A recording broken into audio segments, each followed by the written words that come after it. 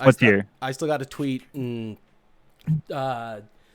Still, it's got to come back and shit. So we're still probably like 5 minutes before we get the game going. So. No, I'm here.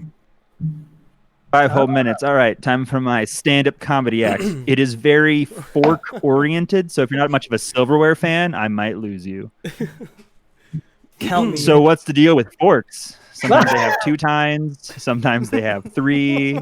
Sometimes 5. Sometimes they're half spoon. If a fork has 3 tines, trident. That is not a fork. I thought you were gonna say it's a 3. But what if it's tiny though? Like, is it still like just a miniature food trident? It's a more. If I could rule any size C, including one the size of a teacup, that's a trident. That's fair. It's a mighty trident for a look at it this way. All right, just picture Jason Momoa holding it. Oh, I am. I picture him holding a fork now. Yeah, that's a trident. Mm-hmm. That's a salad eating fork. That's what we call a fork with ambition. It's a fork with ambition. Okay, what should the Premium hashtags be? fork DND hashtags. NSFW. NSFW. Hashtag fork. It's important to pull in the fork community. It's really most of my base is centralized around that. But you don't want to take too many viewers out of the SNL. What is it? Thursday Night Football going on. You know? Is there football happening? Mm-hmm. They see a hashtag fork. Oh, that's fair. No, I get it. Yeah, I mean, I don't scroll many hashtags, but I solely scroll the hashtag fork on Twitter. It's lively. It's quite the community. A lot of polarizing views about spork, anti-spork stuff. It's not a good place. It's very toxic. Yeah. And where do you fall on the camping fork debate? That's a good one because I mean, I don't want to show my hand too early, but I think that camping forks are a tragedy because they have a spoon on the other end, and that's confusing for some. Oh, just saying. You know what? I'm a very dumb person. Lazy Echo, thank you for the follow. Yeah. Wait, you said a fork and a spoon on the other side? Yeah, camping forks. They have both. Well, mine does, and others I have seen. Let me take a look at this. Do you think I'm lying to you? Like the lightsaber? Yeah, it's like a really lame Darth Maul lightsaber. I can't say that name. What is that thing? Aiken Anomart or something. Thank you so much for the follow. Sorry, guys. I keep on interrupting you guys' discussion here. I should probably mute myself. Oh, it's okay. Don't worry about us. We're talking about the hot topic this week of forks. Tweet a cent. Nothing else. Look at this thing. Looks like a hair comb. Okay, so this is maybe an interesting topic to broach on the subject of forks. With Lazy Echo in chat bringing up spaghetti. Who here eats their spaghetti with a fork and a spoon? No, just a fork. Just a fork. A spoon? Wait, I still spin, but I just spin sans fork. You use the spoon as like a focal point in which to spin the fork, as far as I have seen. What? I solely use the plate for those purposes. I just use the fork and you spin it around the fork. Yeah. You keep spinning until but then it scratches your plate. No. It's just to spin it on the plate. You lift it. But... You lift it up and spin it over the plate. I just use garlic bread for that. I just take the spaghetti and use that as like a paddle and just stab the spaghetti into it and spin it on that. Yeah, of course. I honestly like to make spaghetti sandwiches with my garlic bread. Just put the spaghetti on the garlic bread, eat it like a sandwich. Ooh. But you have to reload the spaghetti every time you take a bite. It's crazy. Yo, I'm sorry. We need to roll this conversation back like 10 seconds. A what now? A what sandwich? A what? Spaghetti. You just put it on your garlic bread and then just eat it like a sandwich. That sounds more like a taco. I am all for an imaginative world full of dwarves and elves and flying wizards, but not that. Drive-through? What kind of mismatched it just saves a lot of time. Fair bullshit is this? Saves a lot of time. A Pizza Hut drive-through. I'm not trying to save time on my spaghetti. I'm trying to like. I won't be intimidated for my spaghetti preferences. All right. That's fair. As well, you shouldn't. I do have to admit. I do know that spaghetti sandwiches are actually a thing in Southeast Asia right now. Like that's a big food thing happening there at the moment. So I have seen some like really kick-ass looking ones on like Pinterest and stuff, but it's like I started look at that. and I go, I just started hard on that. carbs. I mean, it's like if you eat spaghetti and you have garlic bread on the side, you're gonna eat it all anyway. It's all going to the same place. It's a different mode of getting it to your mouth. Okay, but by that logic, just throw everything you're gonna eat for the day in a blender. Maybe. Maybe. No, That's no, we have that's to. pure No. pandemonium. We have to. If there We is have like to some be sort a of good foodie watching, he example. just left. We can't. Maybe. Somebody's gonna do this. We're gonna get sued. When will they Oh, make no. pure form spaghetti? Isn't that when she does on Benny and June for her breakfast? She like puts it all in a blender and then puts like a big old slab of peanut butter on top and then blends it all. That's not Sure, supposed like, she to be crunches her something to cereal. aspire to. Thank you, Smacky, for the She's follow. thinking quick. She's thinking like efficient. She's in and out for breakfast. She's ready to go to work. She can wake up 30 minutes late 'cause she doesn't even do breakfast. In and out for breakfast. That's fair. You can be as efficient as you want with breakfast, but at the end of the day, then you won't have any friends, and then what does it matter? Because the second that comes out, no one's going to want to be your friend.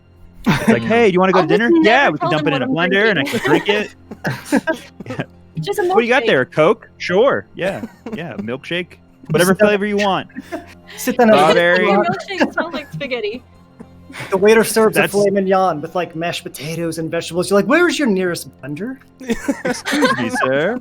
Excuse My me. tie get a blender. Buffets are gonna have blenders at the end of them now. Instead of the ice cream machine, you just like put your food in the top and pull the handle.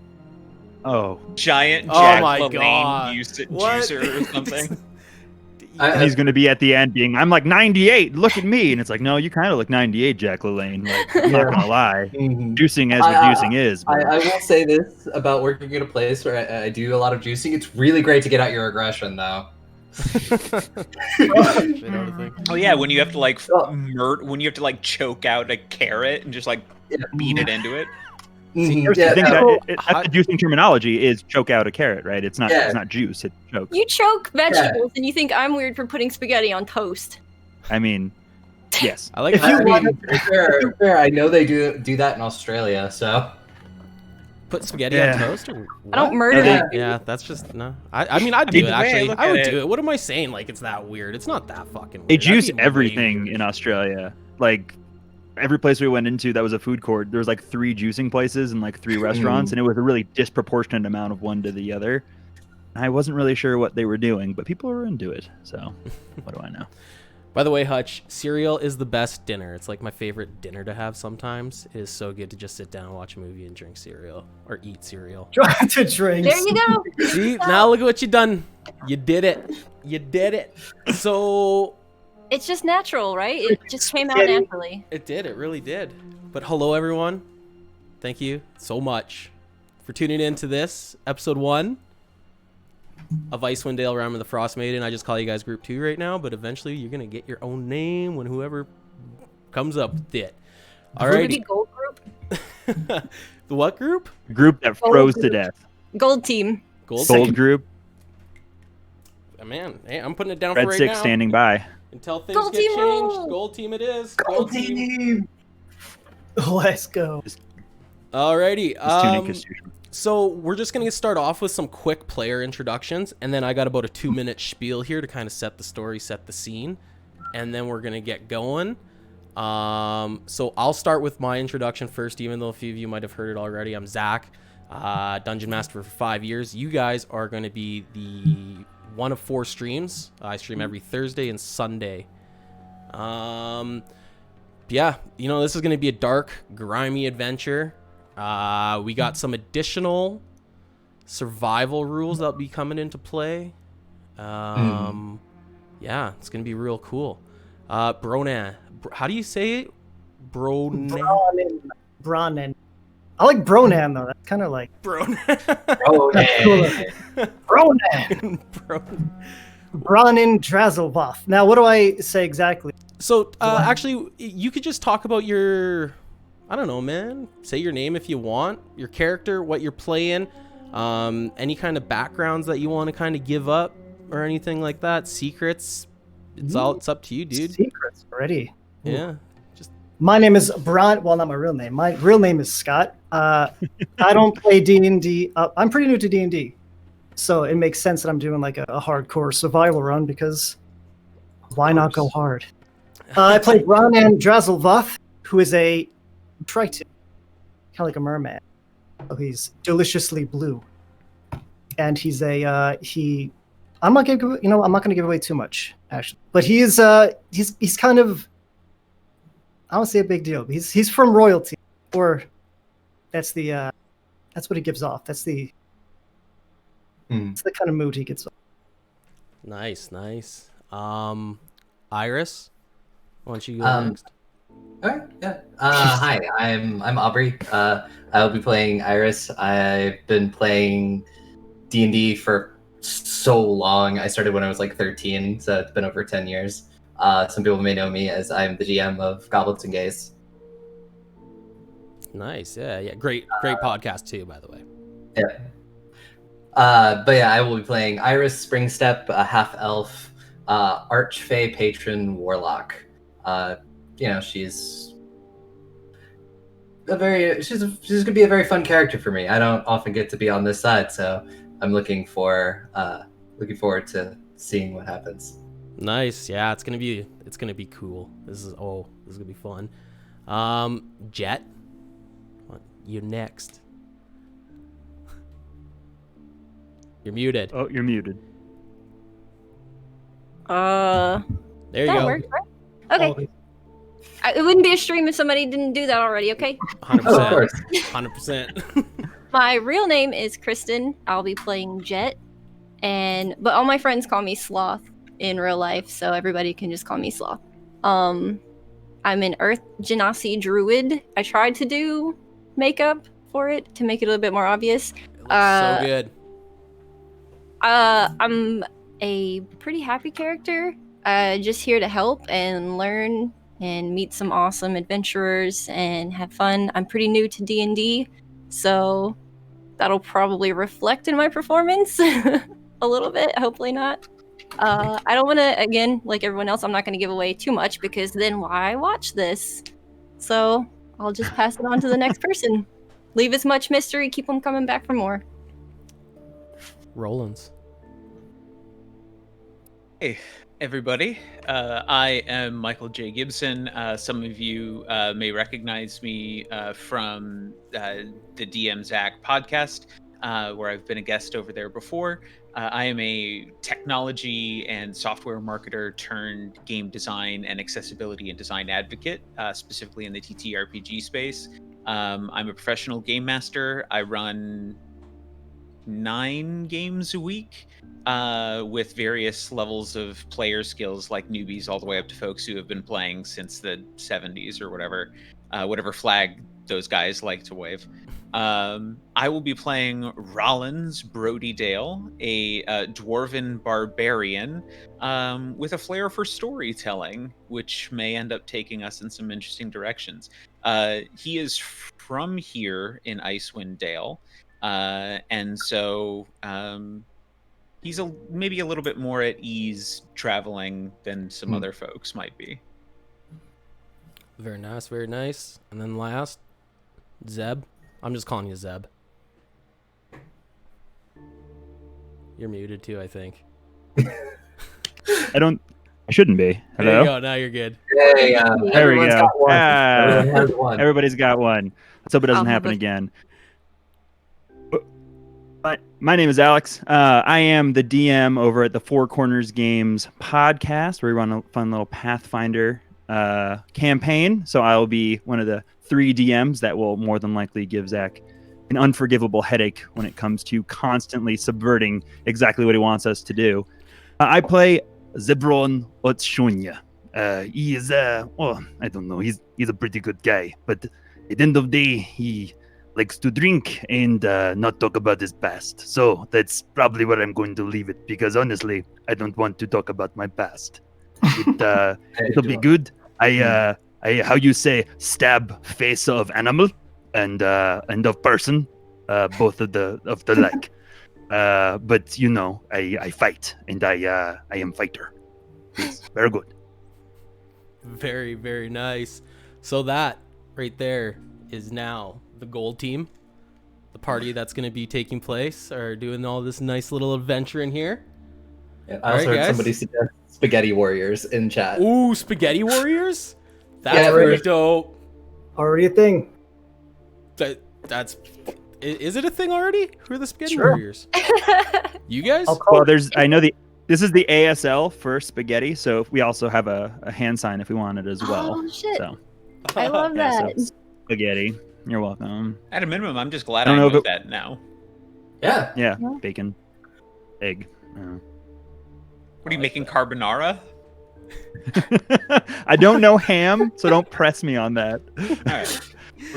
Or cream sauce, milk-based sauce. I don't know. Gabagool. By the way, I made a smoking chicken. Oh shit! What the fuck is it? Chicken. Why am I forgetting the name? I spent all day making this thing. Nuggets. Chicken dumpling soup. No, chicken dumpling soup. It was so good. Chicken nuggets though are really good, especially the dinosaur-shaped ones. Dinosaurs are the best. Wait, they come in another shape? I don't understand. Sometimes they come in the shape of French fries. Oh, nice. Yeah, I'm down with that.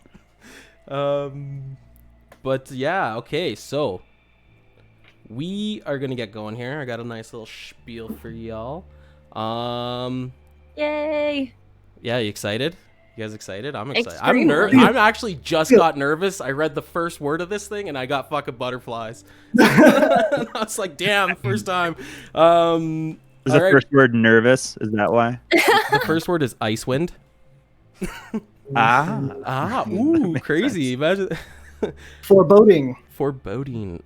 Icewind Dale has become trapped in a perpetual winter. Ferocious blizzards make the mountain pass through the spine of the world exceedingly treacherous. And this land has not felt the warmth of the sun in over 2 years. In fact, the sun no longer appears above the mountains, not even in what should be the height of summer. And in this frozen tundra, darkness and bitter cold reign as king and queen. Most Dale residents blame Ariel the Frostmaiden, the god of winter's wrath. The shimmering aura that weaves across the sky each night is said to be her doing, a potent spell that keeps the sun at bay. Dale folk live in a scattering of settlements known as 10 towns. A drop-off in the caravans coming from the south and travel between the settlements in this never-ending winter has left everyone feeling isolated. And although each town has resolved to appease the Frostmaiden with sacrifices of one kind or another, no respite from winter's fury seems forthcoming.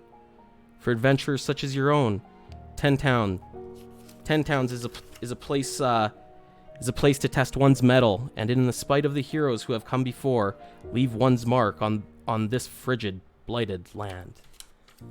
And so our story begins on the 7th of Octar, 1489 DR, in the small Lac Denishare town of Caer-Dinevall.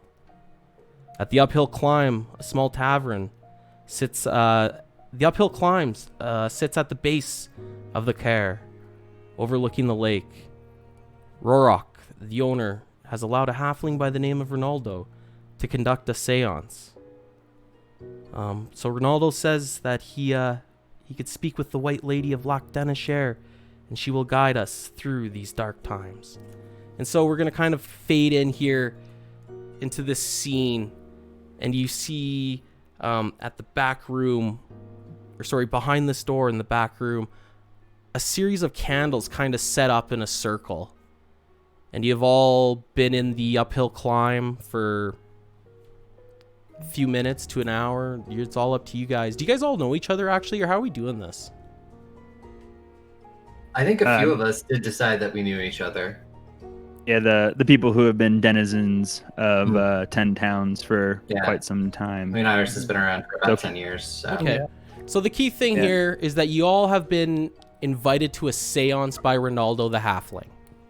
He's invited you into the seance that's going to be in the back room. You're in this tavern called the Uphill Climb. And you see a human male, mid-40s, Roland's, Zeb.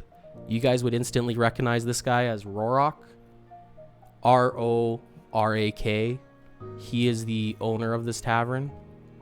And just behind him, leading into this back room, closet-looking place, is Ronaldo, the halfling.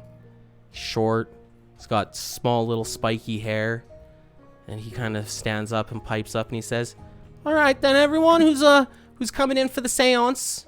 All right, yeah, it's just over here. Come on now, we're gonna speak to the white lady. We are gonna speak to the white lady." As everyone's kind of moving towards, Zeb's going to drag his feet a bit and slowly kind of shuffle towards the bar and Rorok. Try to wait till everyone's a little bit out of eye shot and ear shot to see if he can't grab a drink from behind the bar or convince Rorok to forgive his past debts to throw him a beer before he has to head into the seance. Okay. All right. So yeah, you make your way over to Rorok. And, you can see that he's the typical Icewind Dale resident. His face is battle-hardened, scarred. He kind of just, leans in close to you, Zeb. Not really saying anything yet. I'm just going to see what everyone else is doing here, but he's getting ready to kind of talk to you. Iris will... when initially she got to the bar, probably found, a nice little quiet corner. Maybe gotten a drink or maybe gotten some food. It's probably... doing some sort of the word escaped me just there for a moment, doing some patchwork on her jacket. Probably just, any holes or anything, she'll take her time, sew them back up. And then after everything, after the halfling calls for people to come to the seance, she will drain the last of her glass, and then sort of look around, see who else is going, and sort of passing by, maybe nodding or waving at people she knows, and then sort of head back towards the seance, feeling a little nervous. She's never really done anything like this before. And okay, so I'm gonna say that you're the first one to kind of to enter in here. You're the first one to kind of step up, and as you kind of walk past Ronaldo, he goes, "Oh yeah, Iris, yes, the white lady. The presence is strong with you, Iris.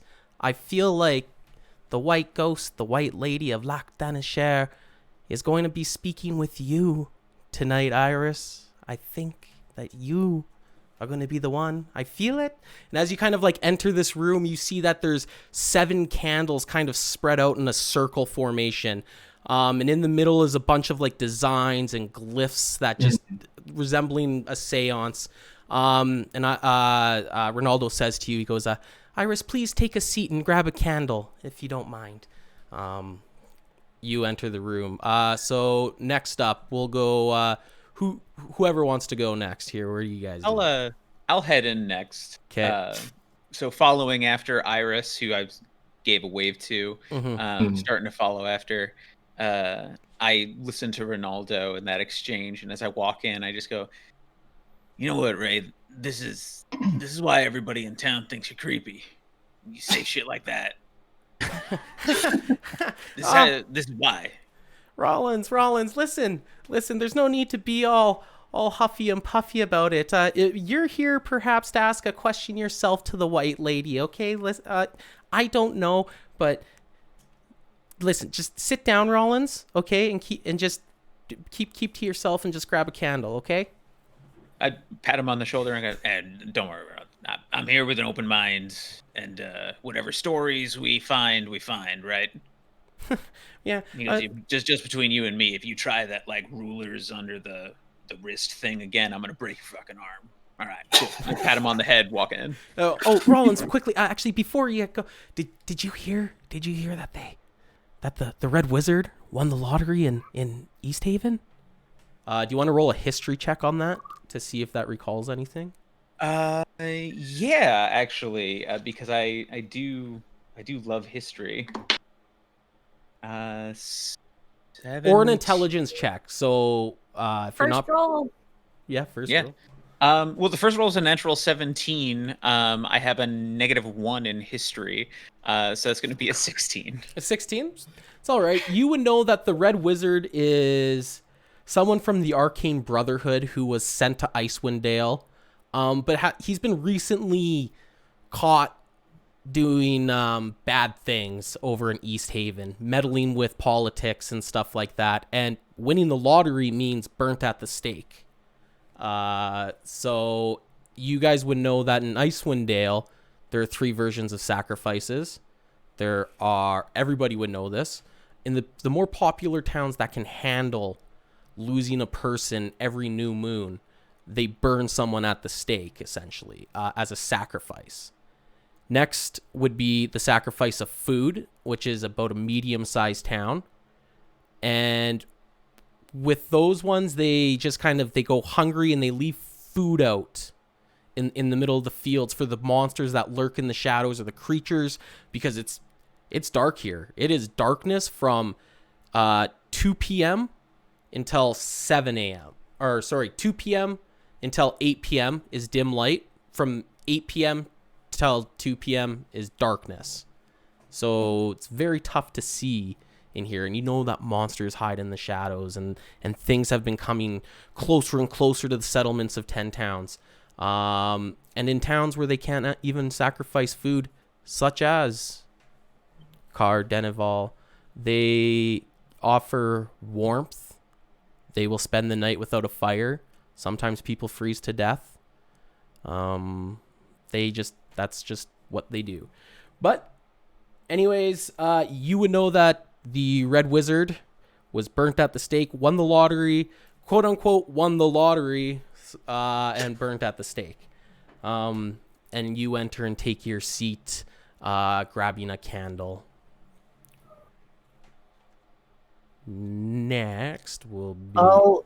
I'll go up and I'll stand up from the bar, kind of leave a mostly full drink at the bar.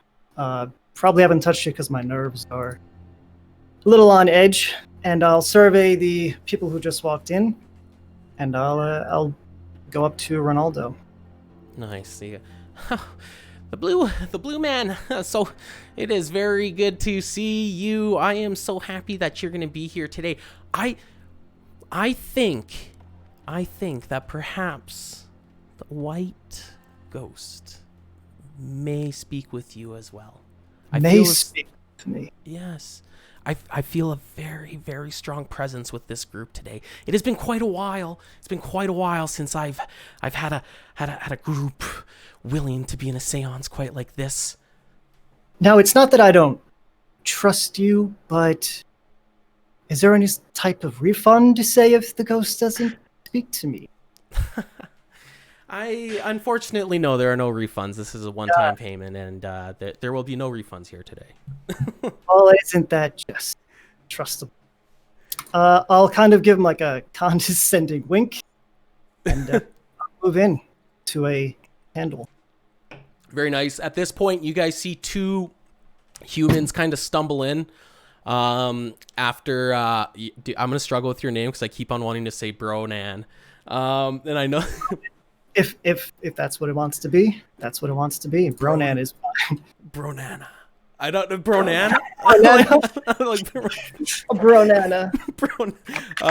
We're just gonna start calling you bro. Yeah. Hey, bro. I'm gonna call you Nana. Is that cool? I don't. Oh, Nana. Who's hungry? So yeah, 2 humans kind of follow in after Ronan, and you guys can smell the ale just stinking off them. They smell pretty drunk here. They're kind of stumbling in. They're like, just kind of like coughing and hacking. They sit down, grab a candle, and you see one kind of like takes out a little flint and a stone and is trying to like spark the candle to get it lit.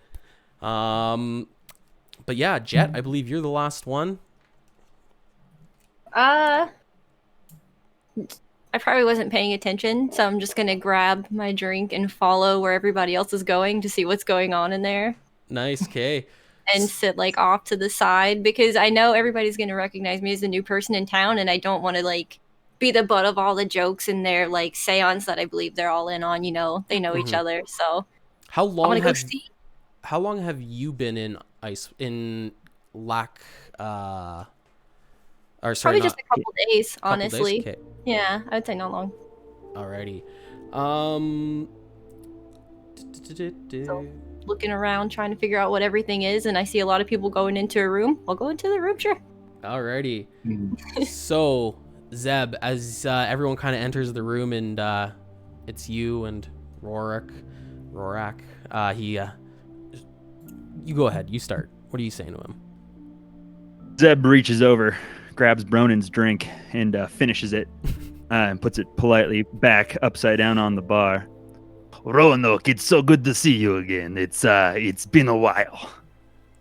Yeah, it's definitely been a while since I got to finish a drink. Yeah. I was talking to the bartender, Blue Man, but I appreciate it's good to see you. I mean, I've never seen you here before, so I feel like maybe you outsider, and that's probably not cool here, but I don't care because I'm not from here. It's totally fine. Well, yeah, there's definitely water in my ears. I thought you were grown at. That's okay. Oh no, I finished your drink, and then I said hello to Roanoke, my good friend. Oh no, God, they said Bronan. Scratch that. No, it's all good. I picked up on what was happening. Rourke goes in. Listen, Zeb. Come here. Lean in. Come on. Yes, Boo. So you're gonna see as Rourke kind of like leans in. He's like, "Listen, if you speak with the I don't believe. You know I don't believe in this stuff, right? You know that I think this is all hocus, and really he's Ronaldo's just here to bring in some extra coin, I guess you could You're say. my best friend, Reiki. Of course I know you don't believe in this stuff. And Zeb's gonna reach his arm, because he has like a 7.5 foot tall frame around the bar while he's like really close focusing on Zeb, and try to like grab a bottle underneath. Roll a Of sleight course, hand. no, please. And, it's going to be bad. It's let's see. Oh, that's a natural 1 for an adjusted 3. So like he definitely like punches him as he reaches under, and then punches the underside of the bar. Like there's a lot of rattling happening. First While I try to of the coerce campaign. this nice man. Rourke just he kind of like just kind of like smacks your hand really quick. Goes, That's fair. Zeb, That's on me. listen, I will give you. You know that ale's starting to run short in town, and I know that you're going to be leaving quickly here once the ale runs out. Hey, you're not wrong.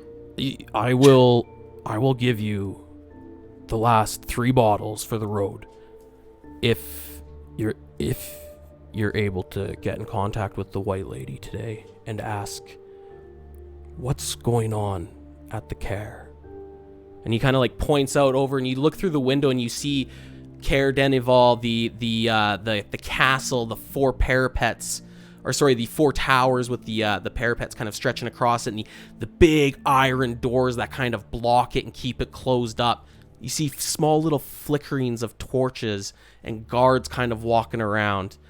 You guys would know that this is where the speaker stays. And Roar kind of leans. He goes, "Listen, Speaker Crannoc is you know that he's been sick for about a month now, and Of course, Rorschach. Yes. no one's really heard from him. He just signs a few papers, and something is going on over there, and I am wondering if you're able to figure out what. Something's not right here. Something's not right." For you, Rabba-Dabba-Doo, of course I would check this thing about the yes. Well, I got this. You know, you've seen them too. You've seen them walking out. Those people there with those black have. amulets. What is it? No, it has bothered me because they sometimes wake me up when I fall asleep in the snow. And honestly, it's been a little weird because, before I was be able to sleep in snow, no one get mad, but now they get mad at me. So I would like to know what's happening with them as well. It's a fair point. And it's going to be a good time, Roro.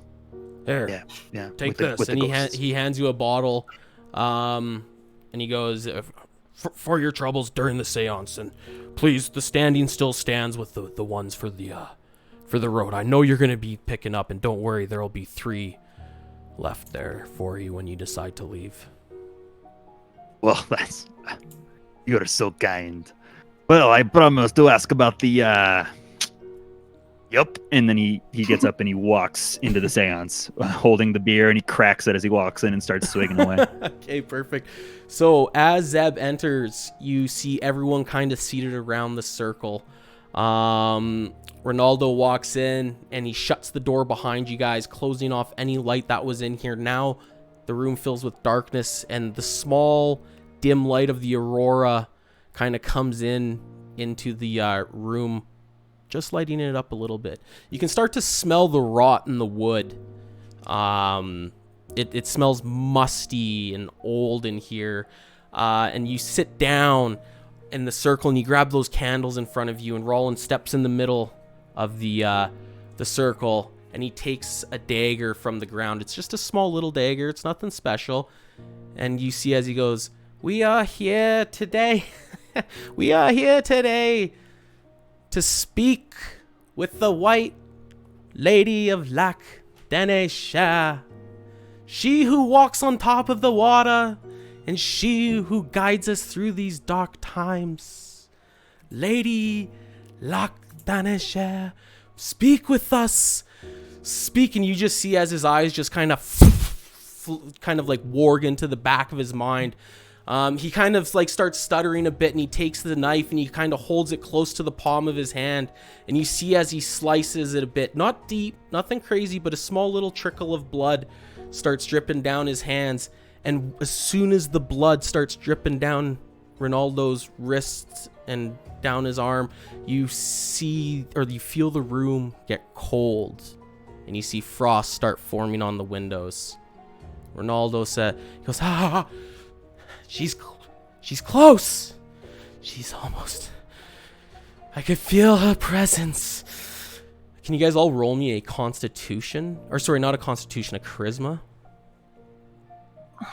The one thing I'm really good at. A check or a saving throw? It's just a check.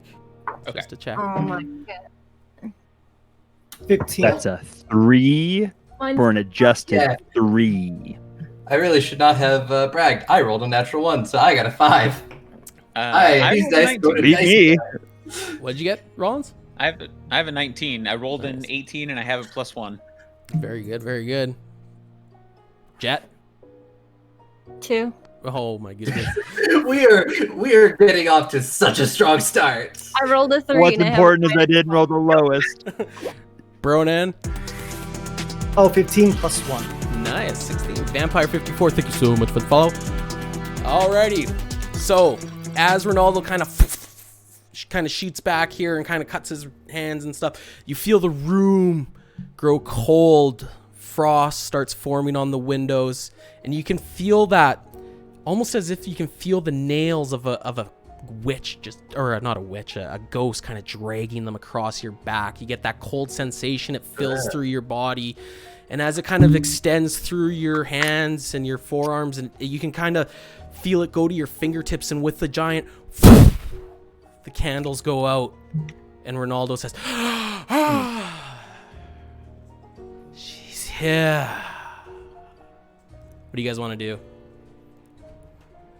Zeb's gonna go, that was a neat trick. And he's gonna continue to drink. Sort of take a look around the room,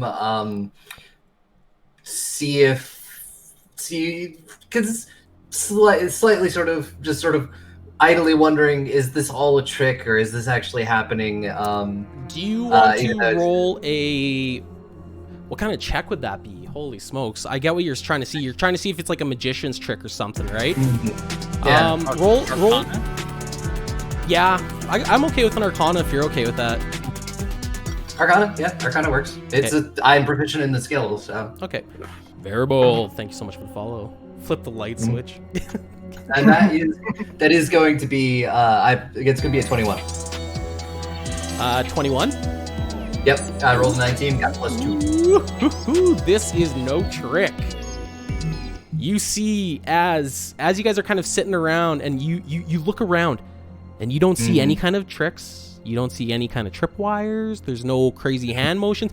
You see as this halfling in the middle of the circle here, every exhale, it turns into that frosty breath. And actually one of the strangers that entered this room underneath a dark hood. You can't really see his face. He just says, "Who's been stealing my stuff?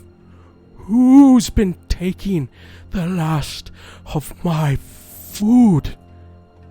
And you see on the windowsill, an eye gets drawn into the frost, and then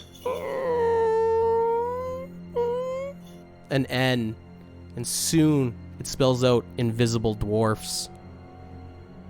And you see as the humans, "I knew it. The rumors are true. The rumors are true."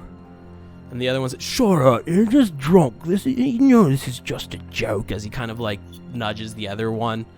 So what do you guys want to do here? As Zeb sits there, more than likely the ale has started to freeze in his hand, and so it's prevented him from continuing his crusade to be drunk most of the time. He remembers his promise, and he goes, "Ghost lady, there's a person who can see things with the parapets over there. I was told if I asked you about the seer and those who bear the black amulets, what is happening? Why is it so spooky over there?" Just give me a second here. I'm just looking up some stuff quickly.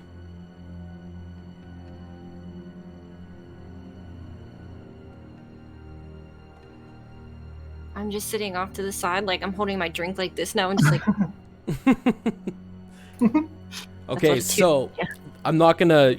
This all gets written out on the windowsill. Okay, so you see gray-skinned dwarves have been stalking the streets of Easthaven, Caer-Dinevall, and Caer-Dinevall, while invisible. Their intentions aren't good.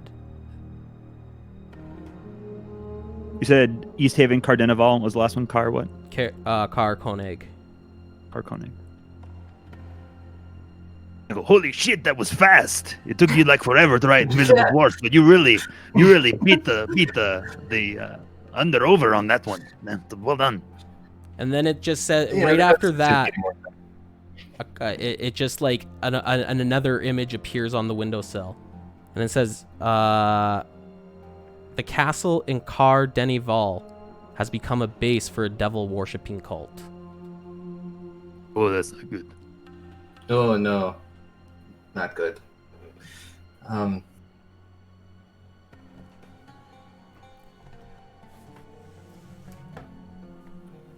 Do we all get do we all get to ask a question? It just stretches out yes, and that was your only question. Yeah, exactly. No, if you guys want, yeah. You see as Ronaldo's like, "Her presence is fading. Quick, ask." Like Iris is like trying to think of something. She's like, I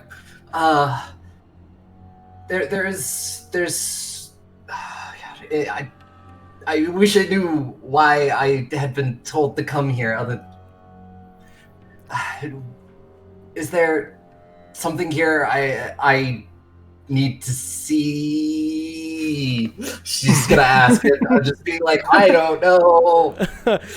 Just nothing appears on the frost, and soon after you see Ronaldo, you can see as he starts twitching a bit, and you notice that his hand was almost turning blue, and the blood has started to freeze over a bit, and soon it warms up and starts to drip and flow down his wrist again as he's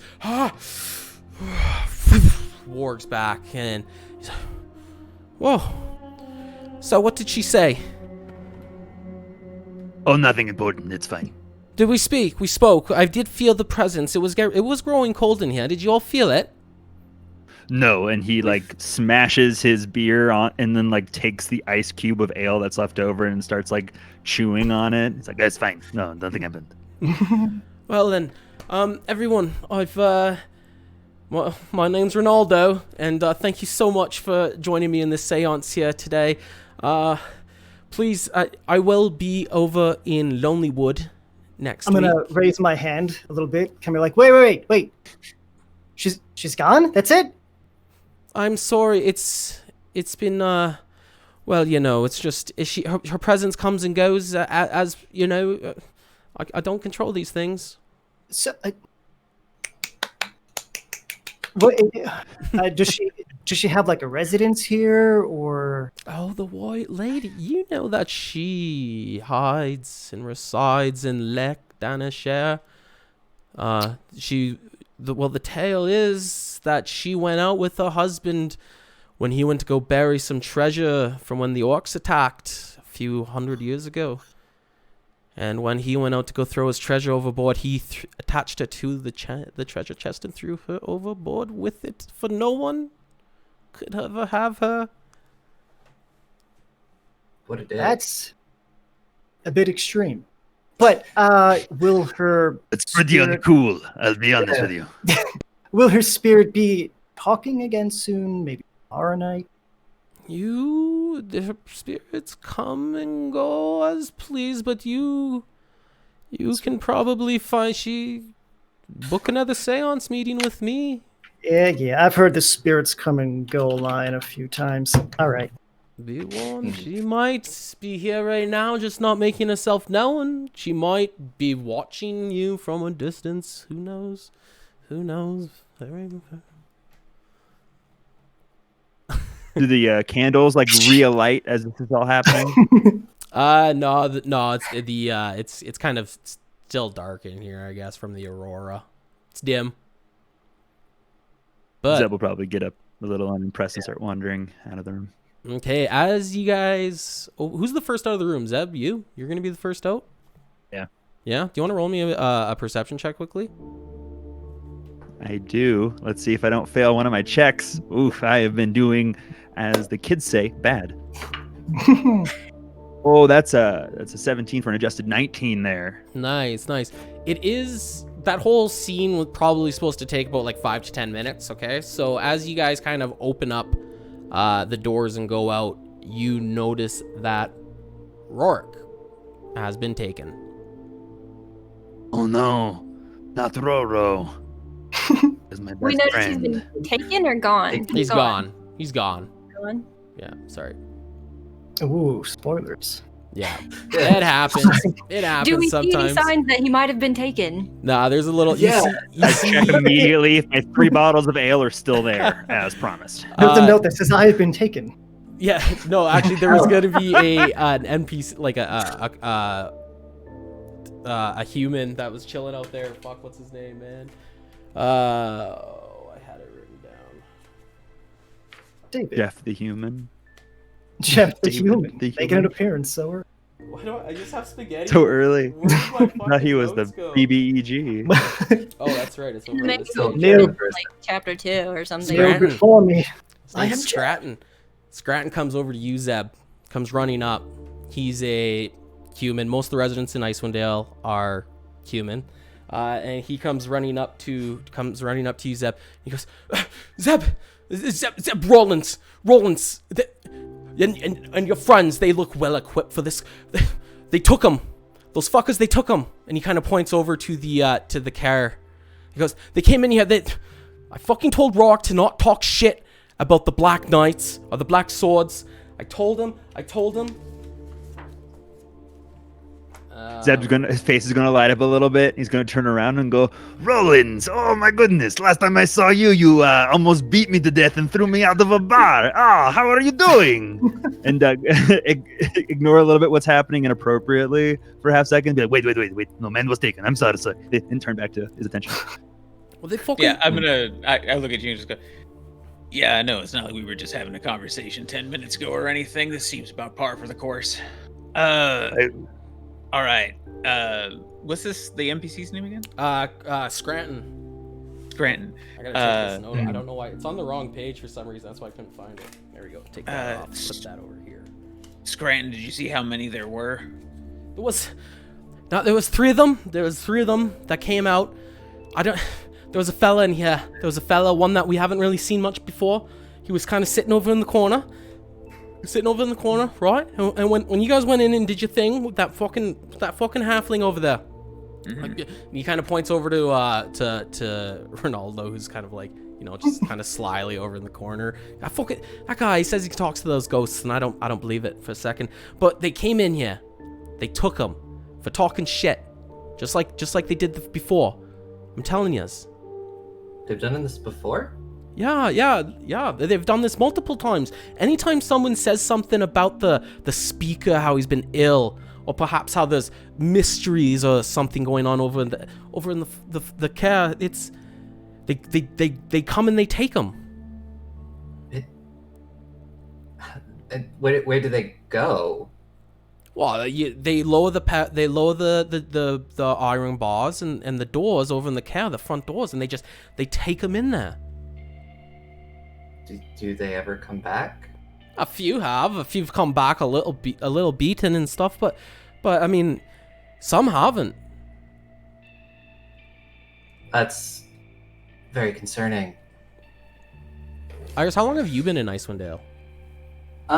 In Icewind Dale, the area itself is probably about 10 years. The city itself, maybe like a week. Okay. Because I live in outside of most of the towns, close to it. I think to this town, probably pretty close. But not within town. Nice. Yeah. Okay. Fair. Cool. So yeah, he goes, "Are you? Enough's enough. Enough's enough. They're gonna. I'm gonna be next. I'm saying it. Something needs to be done. Something needs to be fucking done about them. We're gonna be running out of supplies here soon. We're gonna resort to what? The folks of Lonelywood, where we resort to what? Cannibalism? We're gonna be shut off from the rest since the ferry shut down 2 months ago from Easthaven. They're cutting us off. Something needs to be done." As he kind of looks around at everybody, and you just see that everybody is so defeated except for this one guy. He's the only one that has a little bit of hope in him right now, but everybody else is all hooded and scarved. If they're not scarved because they're sitting around the fire, you can see that their cheeks have kind of sunken. And you notice that really no one's larger. Everyone's pretty frail and skinny. The only thing that they serve here at this tavern is a bowl of steelhead trout chowder. That's what these people eat for days upon days. That's why everyone kind of gathers in this tavern, by the way, is because it's pretty much the only place where there's a decent amount of food. Occasionally hunters will bring in a deer or a venison, and that's a really big celebration night. But Roland's, you would know that ale's been cut off here, and that's pretty much the only thing that these people really kind of have to enjoy, right? And you would know that because you've been a bouncer over at Easthaven and stuff. Perhaps that's shit. Maybe that's you come over here to investigate that or see what's up with that. But yeah, Easthaven is my hometown. So yeah, I think maybe coming over here for this seance is definitely something that just trying to get some answers. I mean, if people really are vanishing, should we do something about it? I mean, we should. That's not good. If people are vanishing for shit talking, I'd say don't become a bartender. I mean, Zeb, he sidles up next to this guy and he goes, "Listen here, Scrimshaw. I think it's time that myself, Rollins, Iris, blue person, and suspicious new person to town, maybe go check this out, huh? Because I was promised some booze and I can't find it." You do, as you look over, I can't find it. You see that there's been 3 bottles just placely there with a nice little note that says Zeb. They got a little bow on it. Never mind. I am so sorry. But maybe if that's gonna be if that's gonna be the driving force for you to get into the castle, then yeah, they're just now DMs pick them up and put them in the bottom of a castle. They're in the castle. Falls to his knees. No. I'm gonna take a look at the guy we're chatting with and be like, yeah, I think Zeb's got it right. I think we gotta go check this out. Hey, come on over here a second. I'm gonna lead him around the side of the building to the little stable that I have Jello tacked up in. Is that your mountain goat's name, Jello? Yep, that's my mountain goat. Okay, so there my are mountain goat stats in here. I'll send them to you. Delightful. I forgot it was Jello. I was like, he's got snacks. Snacks. So I'm Wait, gonna chowder? Everyone's starving, and this dude is hiding. Yeah. We got to eat like gross chowder, and you got Jello in the. Yeah, exactly. Yeah, just You have Jell-O Jello? for dinner. Is it lime, orange, raspberry? It's green. Goat? It's green flavored. Whatever that one is. Lime. Lime it is. It's Or snow apple. and Who knows? Its flavor is green. Mm. Um, Lazy anyway, Echo so what I'm just gonna said, do- "Jello shots." Yeah, let's do some Jello shots. I've brought him over to Jello, who for people in chat, he's Jello a shot. rather large, floofy mountain goat with like those horns that sort of curl up into points in the front. And he's like black and white, and then he's got like this big big red diamond sort of like in his chest. Like a fur pattern, not an actual like physical diamond. Oh, I was gonna be like, That would wait, be what really the cool. fuck? No, no, Like, you're gonna have people harvesting that thing, man, like real quick. Yeah, No, it just Next doesn't episode. look like. Basically, it just looks like the dead Kennedy's logo on his chest. Hey, So I'm gonna bring him over, and then I reach into the saddlebag and I take out one of the pound bags of flour that I have, and one of the half-pound bags of salt I have, and I'm gonna hand them to him. And I'm gonna be like, "Make sure this gets around to the folks who need it, okay?" Yes, thank you so much, Rollins. Listen, yeah, you're one of the only like lightning beams here in the beacons of light here in Icewind Dale, and I know that you, Zeb, and your fellow friends here are really gonna do some good things here. And listen, I'm gonna head back down. I don't know. Maybe I'm gonna take it easy in the ruined watchtower. And you guys would know that there's a ruined watchtower. So how Caer-Dinevall's, I'm gonna drag you guys over to Ooh, map. Caer. I don't know why I didn't do that at the start. Ooh, mountain goat. goat. I missed that originally. So you guys would know that that car is kind of set up like a spot, like not a spiral, kind of like in a half moon shape, and it winds its way kind of up this hill, and sitting on top of this hill is the keep or the Caer. And this fella whose name is Scranton kind of looks. He says, "I'll be down at the ruined watchtower near I hate these words so much. Denev's Rest. Because I'm gonna be hiding out down there. No one really goes down there much. Not, so I'll just take it easy there. I'm sure you can't trust anyone here." And he kind of looks around, and you only see that there's like 6 or 7 or 8 people in this tavern right now. And he's like, you can't trust none of yous. None of yous. As he kind of like turns around and walks out. Well, I mean, if they're really taking people and doing horrible things to them, we should. I want to confirm for myself that this is what's happening, and if they are hurting these people like this, we've got to do something, right? Yeah, I think you're right, Iris. I think it wouldn't be right. Yeah, I mean, it's hard for everyone right now, but in doing things like this to each other, it just causes more problems. You look over. Ooh. Zeb, balancing his shield in his left hand, pulling his long sword with his right hand. They have my beer. Whatever gets you into the castle. I mean, I'm sure the castle has lots of beer.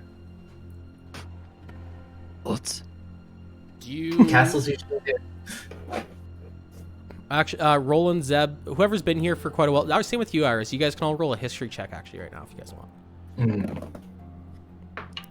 whoever's been here for a while. I don't know how Jet. You're new, right? And Bronan, you're Jet's new. I'm fairly new too. Yeah, okay. I would say like half a month at most. Yeah, no. You can make the roll at disadvantage, actually.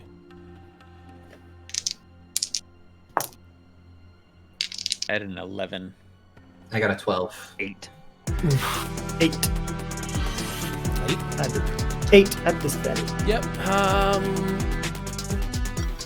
Mystic Darkness, thank you for the follow. But you guys would know that, yeah, supplies have been the people have been taking supplies from the town. They call themselves the speakers for the speakers for the speaker, I guess. Really, they're like servants for the speaker, and they're kind of this guard force that have been coming into the town and kind of not taking food from people directly, right? But they haven't been giving their fair share. You know that they're hoarding food. You know that they're hoarding supplies. They're definitely keeping things happy for them right now.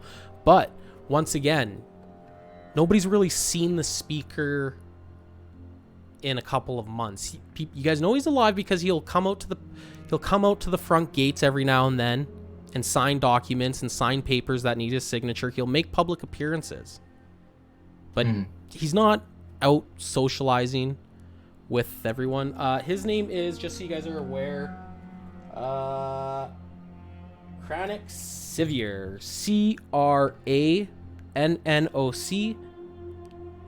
I think they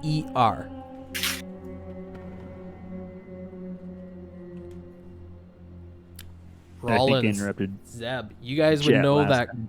Crannoc, is no was Crannoc. Chronic? Chronic. Yeah, that's right. Yeah. That's what I want to say is Chronic. chronic. So yeah, he's chronic now. So chronic is known as a bully who shouts and uses theatrics to make his point. He has reportedly been ill for the last few months and is rarely making public appearances nowadays. Pretty ill. Maybe finally lost it. Yeah, and if they are hoarding supplies that the rest of this town horribly needs, like, we should definitely do something about that. Especially with the ferry closed, you know. At a minimum, we need to find out why. Yeah, There might be a reason, but like I can't see it from here. yeah, if it's like we're hoarding all these supplies for like when the emergency, like, I mean, we're already kind of in an emergency, but like when it gets to even more emergency, then yeah, sure, I could see that. But if it's just we want to be comfortable, Rollins laughs, looks around, and is like, yeah, you know what? When look around, when stuff gets really bad, I'm sure we'll want to break into those emergency supplies.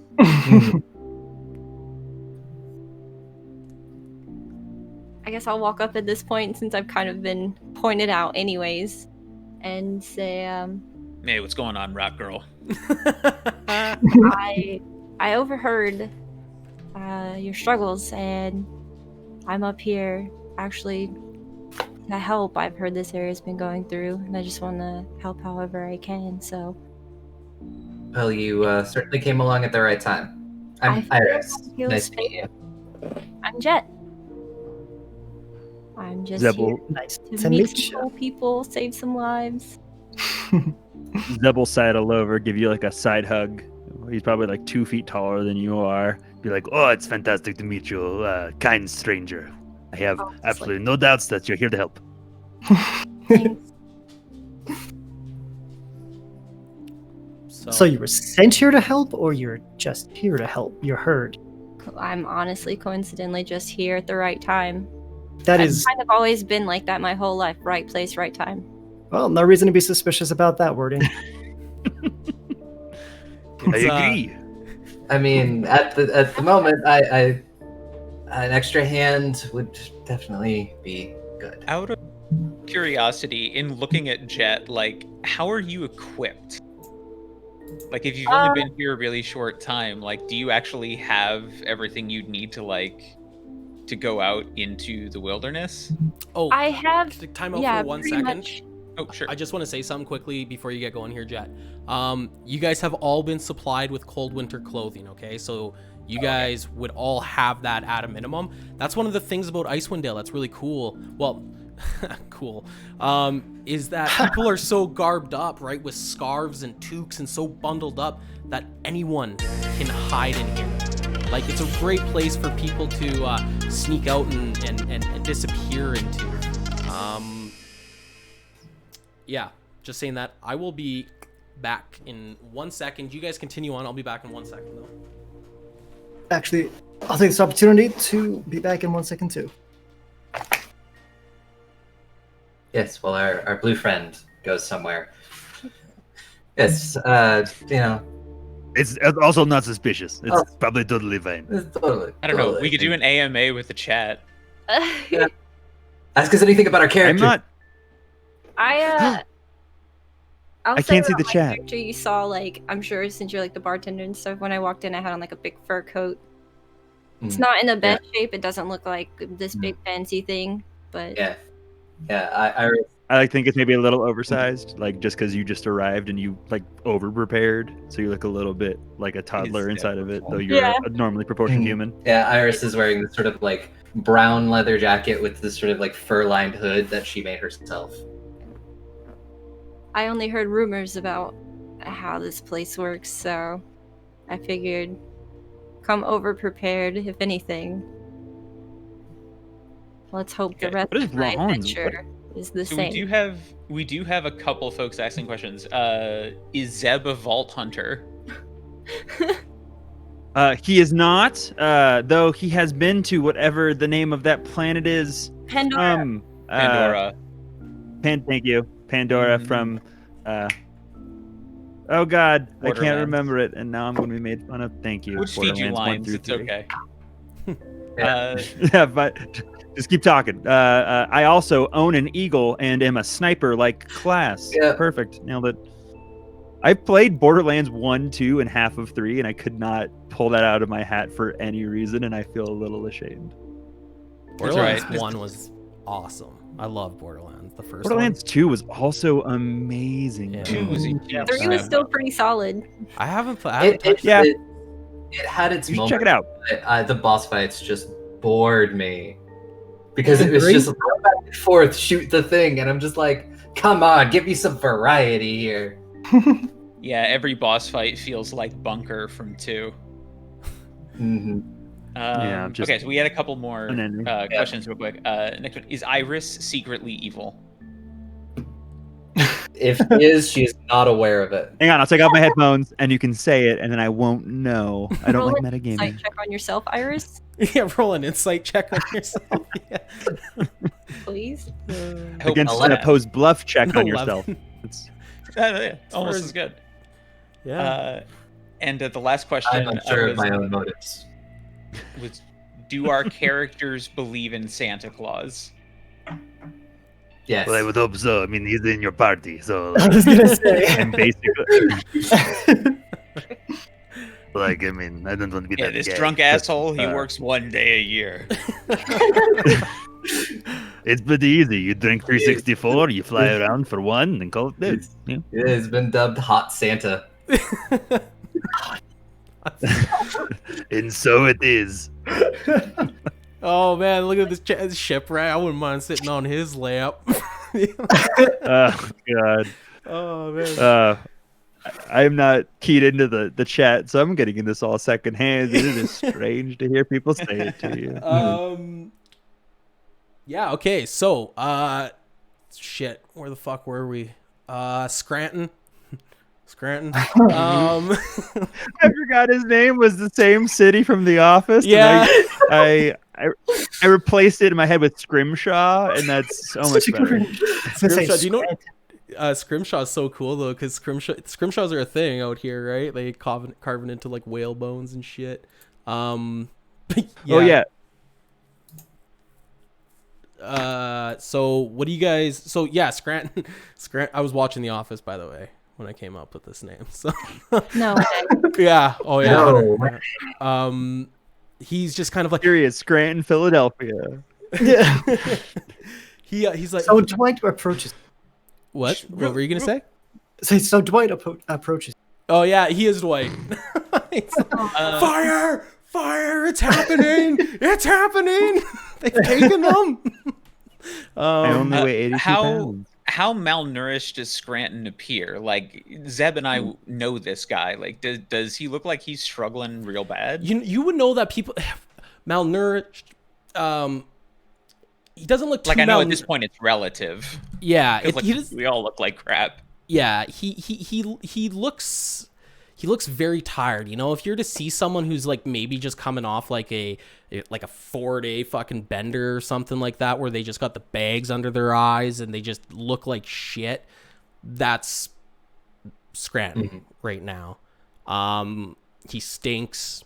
You know, like he's like, I saw them. They came in. It was two of them with the amulets. Of course, they were all fucking bundled up, so I don't know who. But they came in and they took them. They went through the front entrance, and I swear they're gonna kill him. They're gonna kill him. And then what?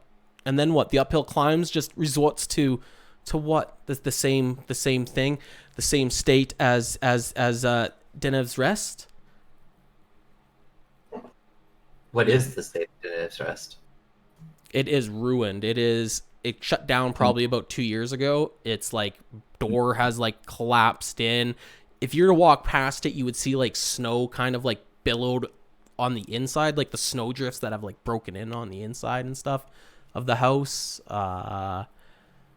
It looks really ramshackled. Shingles are falling off. Yeah. Well, then we should definitely do something about this and not stand around in the cold. Just pull his jacket a little bit closer around myself. All right.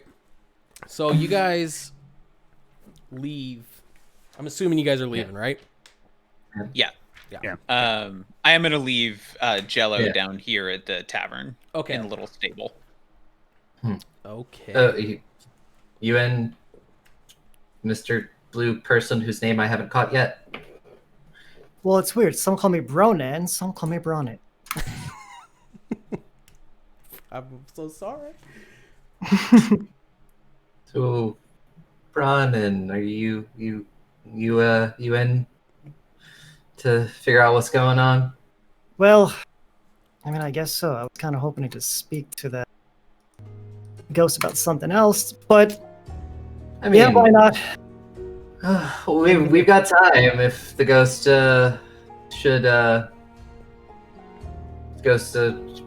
makes multiple appearances, hopefully. I think we should probably just wait here for the next 2 to 3 days and see what happens. Yeah. That sounds like a very exciting thing to do. Yeah, Maybe leave a message. Leave a message for the ghost? Yeah. The ghost, Dear you know, ghost, I tried to reach you, but you weren't home. Like, sorry. Just I'm carve not- into the frost on the window in response. Seems to be how they communicate. Seems like a solid strategy.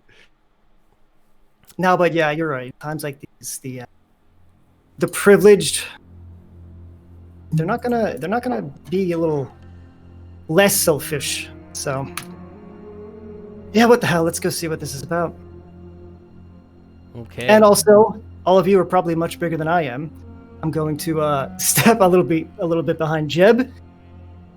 And You mean- don't be a guy, Bronin the barbarian, but like it's Zeb. Zeb. I thought you said Jeb. No, like with Yeah. the Yes, the accent is a little. It kind of escapes me. yeah, Where are that's you? fair. You're from around here?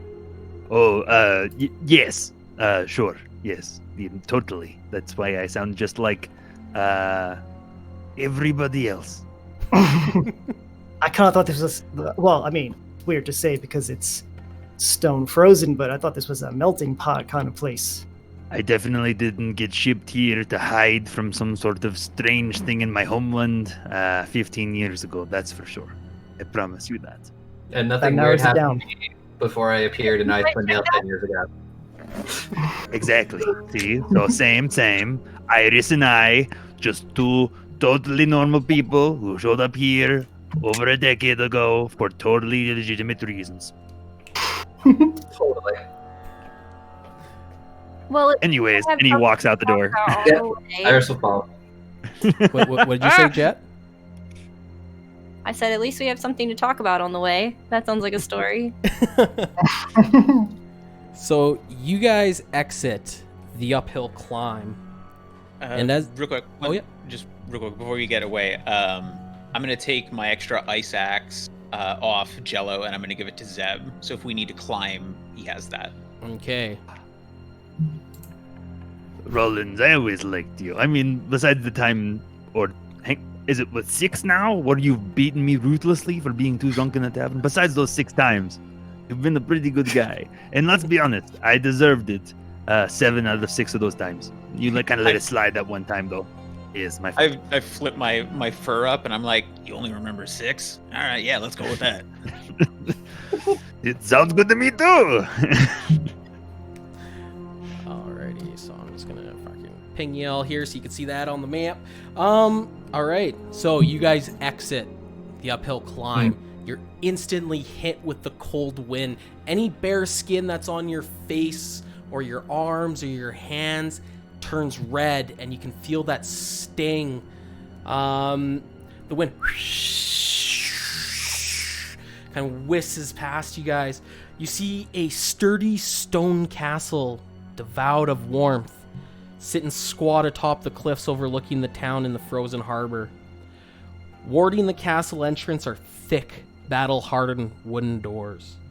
4 cylindrical guard towers have wind-worn flags bearing the town's herald fluttering above their tiled conical roofs. These towers are connected by icy battlements and parapets. Atop the castle walls and within the guard towers, torches flicker. So you guys are met with this castle here. I'm not sure if you guys can really see it, but essentially you go up the road like that, and that's the front door right there on the map. Okay, so but you guys can see this. You guys haven't approached it yet or anything like that. You guys are just outside the front door of the uphill climb. Do we see any guards? You guys can roll perception with disadvantage from this distance if you would like. Yeah, I'll at least try to see what we are getting into. 4 and a 5. That's It's gonna be nothing out of me. 3. I got a 12. 3. I'm actually trained in perception, so woo.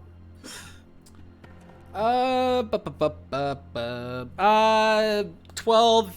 You can sense that there's something there because the torches on what you would know of like a guard barracks room or something, because there's arrow slits all over it, like right at the front, almost in this. Oops, I'm on the draw tool still. I always do that. Kind of like on that right-hand side tower there. You could see torches in there.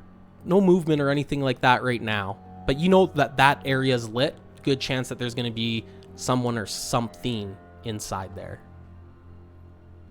I think it's best if we lead with our strongest foot forward, and he's going to knock Bronan a little bit forward ahead of the group.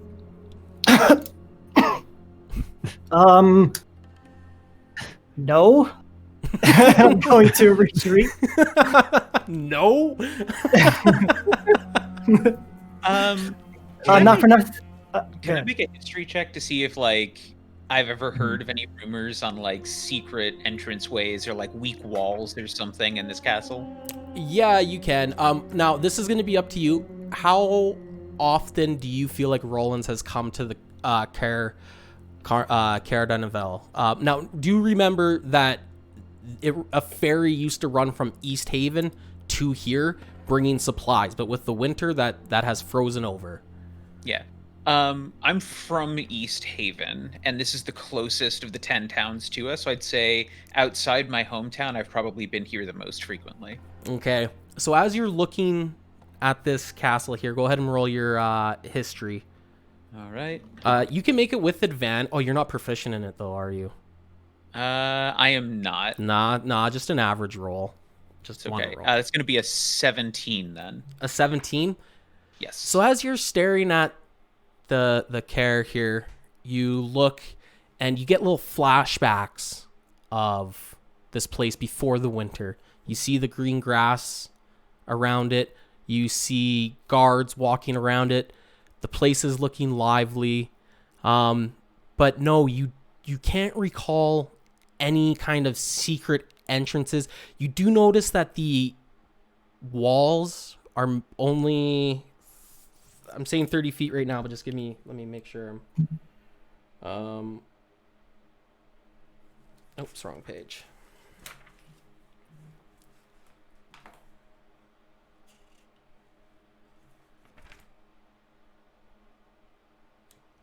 General features. 20 feet. 20 feet high. You know that the walls are only 20-ish feet high. Okay.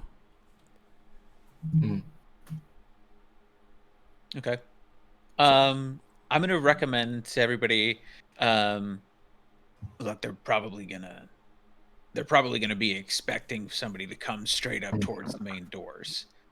If we want, we can loop around to the west side and see if we can climb over a wall. Or we can just go knock and ask politely for them to give us their hostage back. I mean, I've been known to be rather persuasive. All right. I'll let you do the talking. I like this plan that doesn't involve me in the front of the action. Not Or to brag, but people generally don't like me, so, I probably should be in the back. Yeah. You may or may not want to stand slightly back. I will stand out of sight. I think it's best. And he's shuffling. I meant everybody. Slightly behind some bushes. Diesel fuel solves all the problems. Get the horrible idea out of here, Lazy Echo. Get the fuck out of my chat. You're gonna want to not listen to any advice he gives. I can tell somebody. He's in our other group. Don't listen to his advice. He ends every session with, "And I attack the party." You guys, yeah. So, oh, sorry, you guys haven't told me what you're doing yet. I shuffled ever so slightly out of the way behind some bushes. I think we're walking up to the front door, and Iris is gonna do some slick talking. Okay. Yep. Yeah. Okay. So you guys kind of start shuffling and making your way up. It's a little bit of a climb. It's pretty steep up here. And as you kind of make your way, you see where the road is because it's very worn in with lots of tracks, and you can hear your feet kind of crunching in the snow. And you come up to the watchtower, just the gatehouse, and you see the window where the torch is lit inside the room, and a shadow kind of starts appearing standing up. You see it as it kind of just stands up, and it makes its way, like the shadow grows larger and larger and larger, and finally you see a black figure appear in the window, and she says, "Halt! Stop! You guys there?"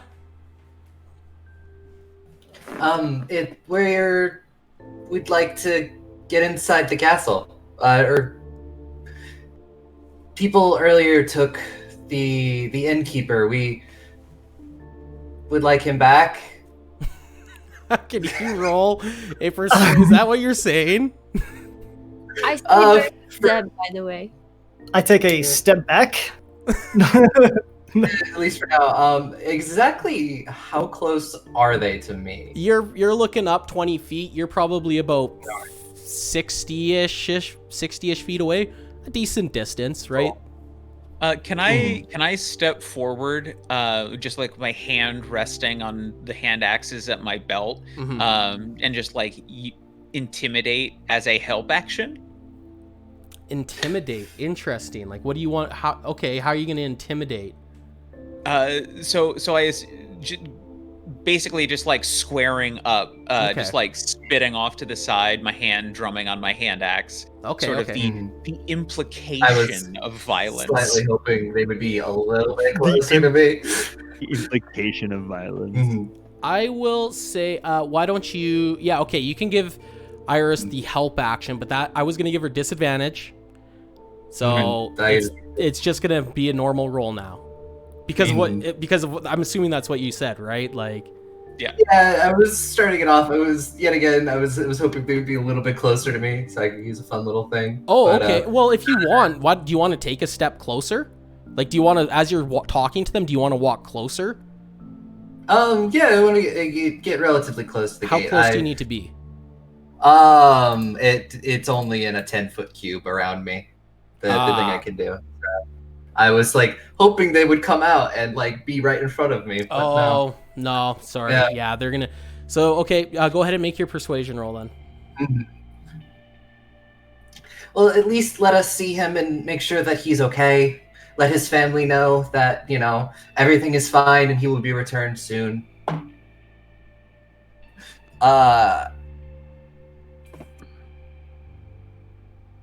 24. 24. I have a +6 to persuasion. Very nice. Damn! And I rolled a 17. Got like a +6 to hit. Like, that's nuts. Very nice. So Roland's not Roland's. What the fuck? The guard. Oh my god, how did I forget the guard's name? How did I forget that word, the guard? Roland will let us in. Roland's like, oh, I got a key here. Wait, 1 second. No, you hear the speaker is not seeing anyone right now. He is far too sick. Far too... What's that? No, I said I'm not. And you hear a faint, like, muffled voice from behind. And you hear... What? Just give me one second. You stay where you are. 1 second. I'll be right back. And you see as the shadow, the figure kind of disappears from the window. Soon they return, and you hear as the iron gates start opening up, and what's this guy's name here? Huar will meet you on the other side of the doors and take you to Hethel. Apparently, Hethel here has told some of us that the next group of adventurers are needed. I'm not quite sure what for, but you may enter. As for your friend, unfortunately, he has spoken against the speaker and is in prison in the cells down below.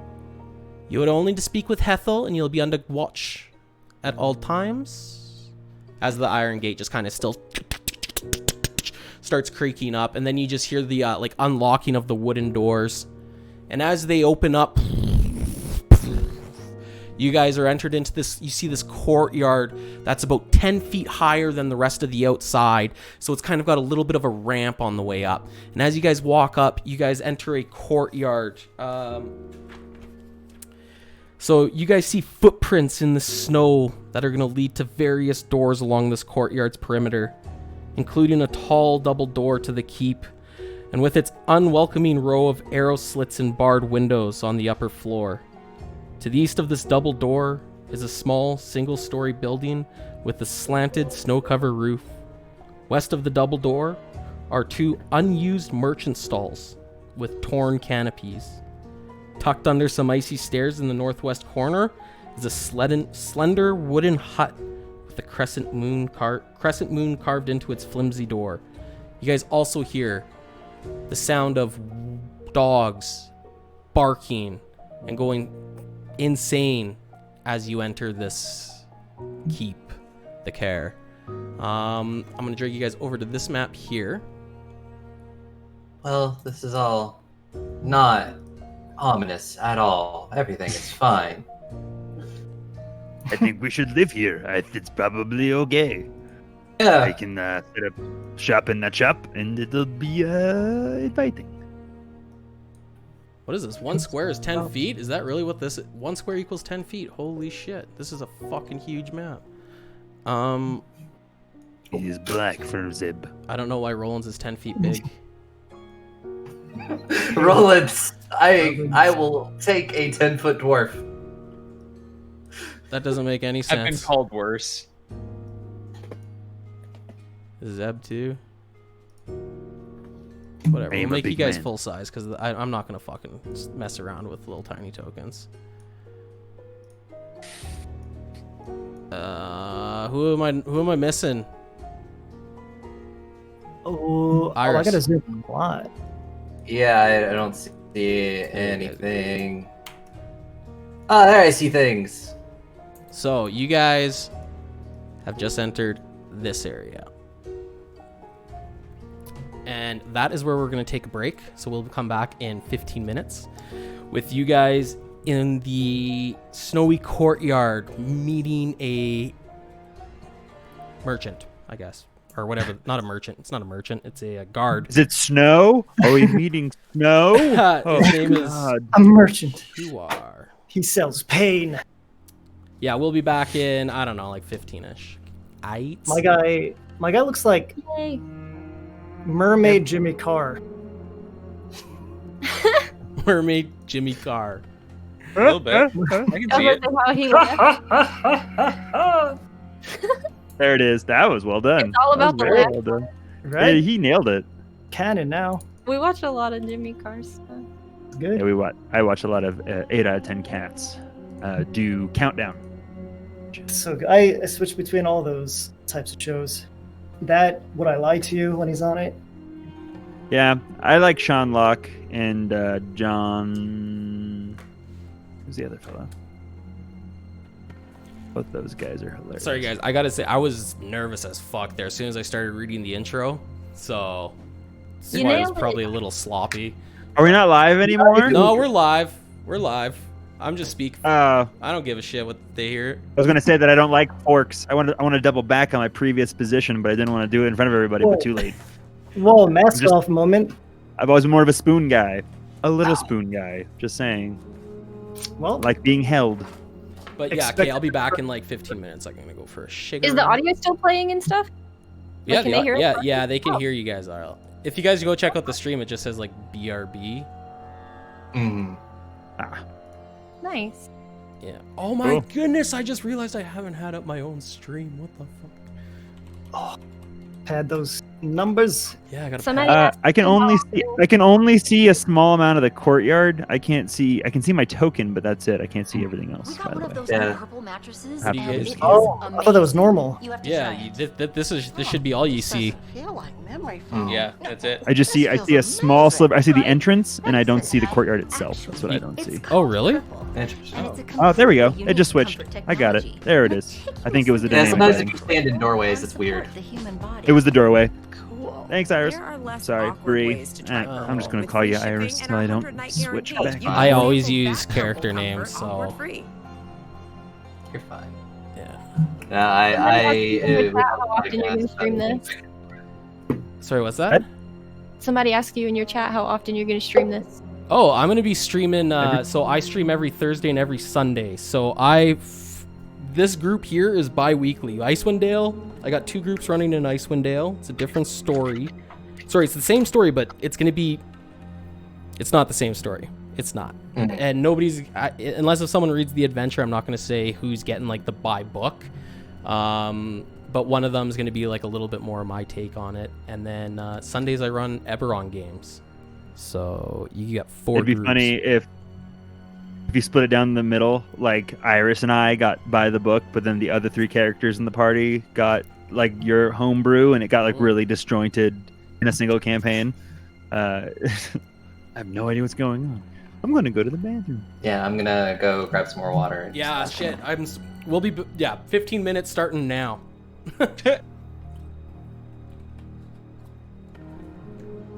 Bi-weekly, twice a week.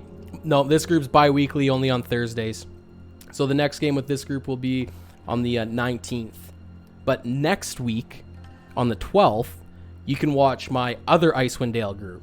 I know it sounds confusing, but it's good for me because and good for the players because then they don't get like completely swamped and they can run other shit. I was talking to chat, man. I gotta get out of here. He'll be back. Bi-weekly twice a week. So bi-monthly, bi-tweekly. Bi-weekly every other week. Every other bi-week.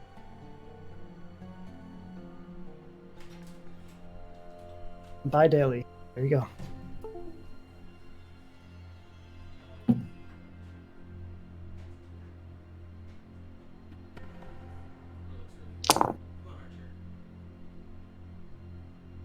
How are the Packers doing right now? W. Yeah. Wow, I tossed 3 nat 20s just to move them. 20, 20, and a 19. Stop it. That's not 3 net 20s though. It'd be way more. No, I effective meant with three, D20s. Oh. On a leap year. What about a leap year? By leap year. It's the same. However that would work. Leap years don't change it.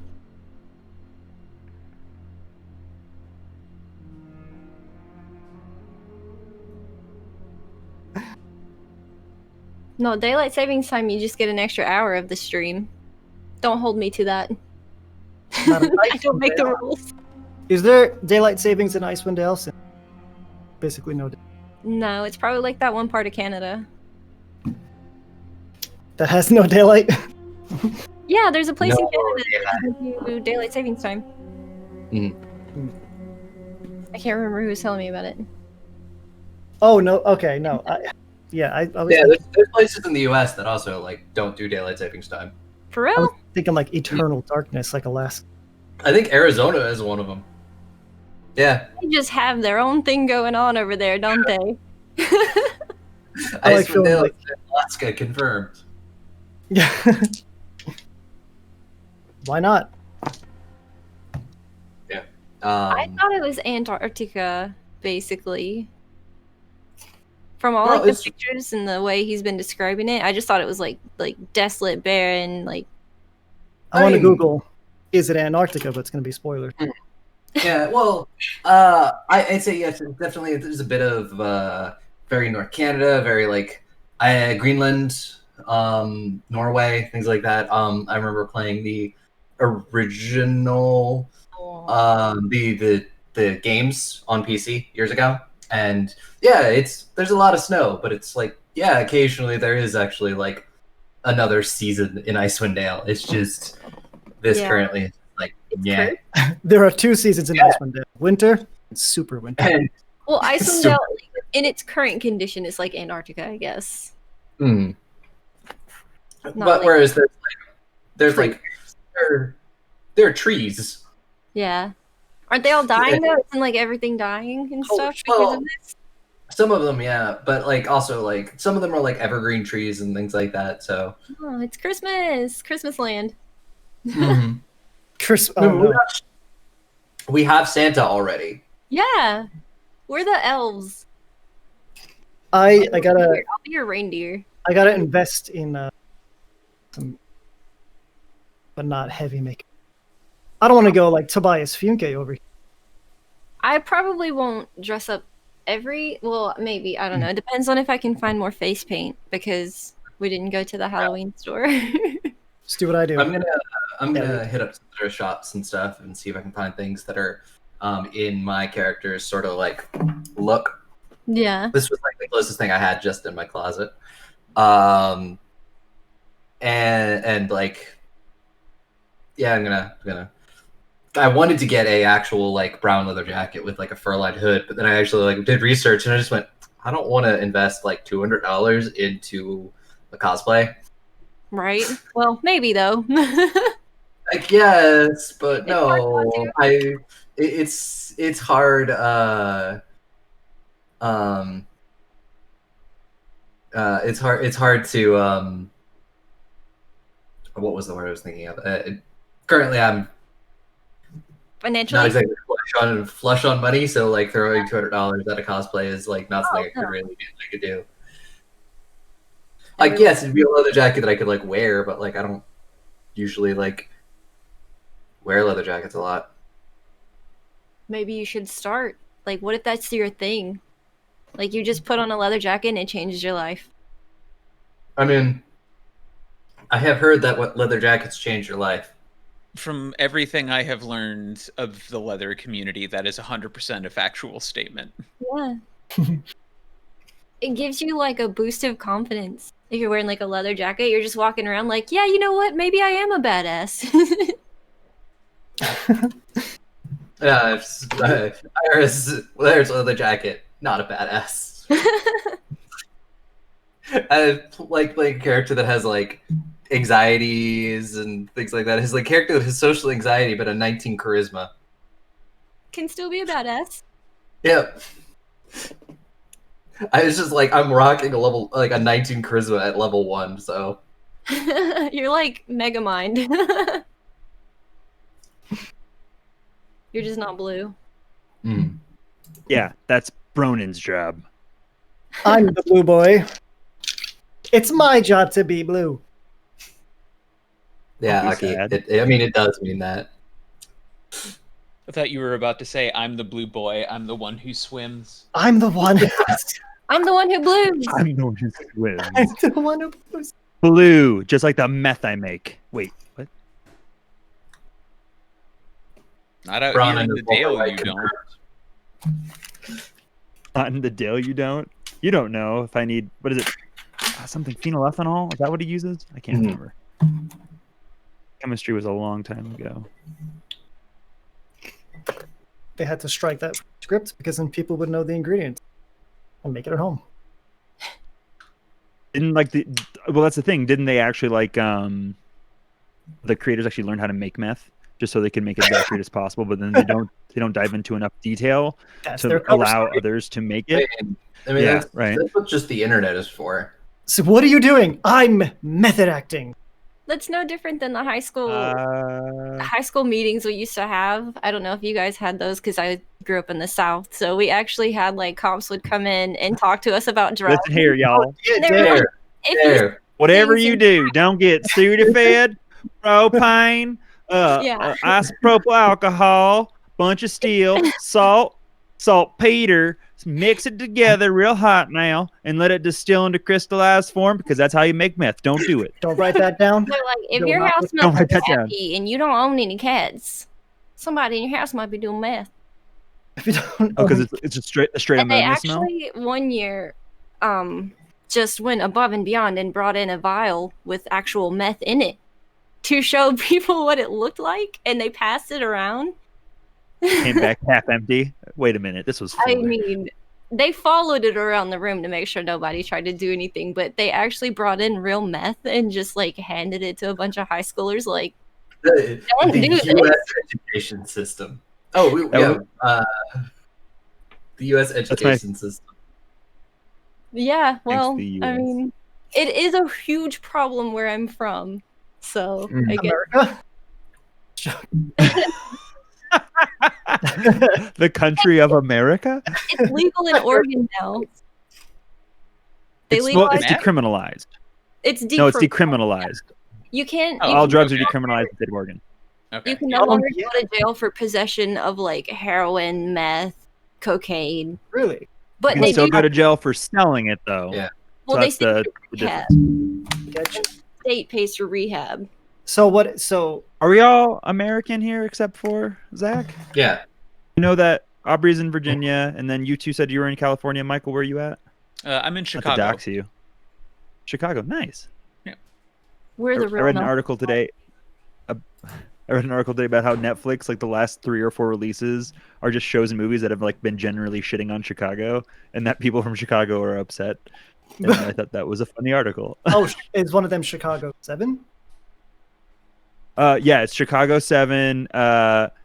What's Her Bucket in Paris? The Holiday. They all like kind of just make fun of Chicago in general, and it's just very like weird through line of people just being like, Chicago, shrug. What up? You're not one I have of nothing those against Chicago, Chicagos except inside. Chicago's cold as shit. I live in Colorado, and I can't deal with the cold in Chicago. That shit is bone crushing. We have Good on you for surviving that. we know someone Holy in crap! Colorado, and they want it to be colder. Apparently, I mean, it's weird. It's 70 right now. I can go for runs still, which is a little abnormal, especially in November. Well, I'm just from Virginia, where we just have like a lot of summer. Then we have like a decent amount of fall, a decent amount of winter, and then like 2 weeks of spring. I thought I lost all the fucking webcams there for a second. Holy shit. I was like, what the fuck happened? But anyways. So my partner and I lived in Maryland for a few years, and the day we moved in was like 106 degrees in 90 plus humidity. It was just a damp hellscape. Yeah, I lived in Maryland for 2 years or so. Yeah, no, it's like I don't know what about it. It's just like everything is just so damp. Yeah, my brother and sister-in-law live in DC. It is unmanageable. Yeah. That's kind of why we came back to Chicago. I was like, if I'm going to pay too much money for not enough apartment, I want to at least have like seasons. It's beautiful. Yeah. I have very little living space, but these leaves are gorgeous. Although they have cherry blossom season out in DC, which is I'm pretty jealous of because I've always wanted to see those in one regard or another. Obviously, Japan being number one, but that's expensive. I just feel like it'd be really cool. It is really, really cool, but a lot of the tourists are real shitty. Yeah, man, it sounds like tourists. Yeah. Just like there are people who like climb up into the trees to like get Instagram selfies and stuff. Okay. And they've been breaking them. Like, and so a bunch of the original cherry trees have been killed over the last handful of years because people have just been behaving like monsters. What? Yeah. What's Yeah, the no, reason? that beats what I had to say. People are just kind of mean on the ski slopes. Destroying like foundational flora is way worse than someone like being kind of rude in a line. F in the chat for cherry blossoms. Bunch of ski punks. Ugh. Ski punks. It's okay. They're wearing jeans, so just push them over, and then they get wet and they're cold for the rest of the day. Oh, that's the water worst. clothing. No, Yeah, well. worse. You gotta wear that big baggy poncho pants. Or you can wear a fur jacket. I see that all the time too. That's weird. I accidentally locked my fiance out. A Davy Crockett hat. Just a lot of like things in your text message chains. Let me in. Let me in. What are you doing? Let me in. Wait. All right. Hey, yeah. So, you guys just walk down this entranceway into the Caer.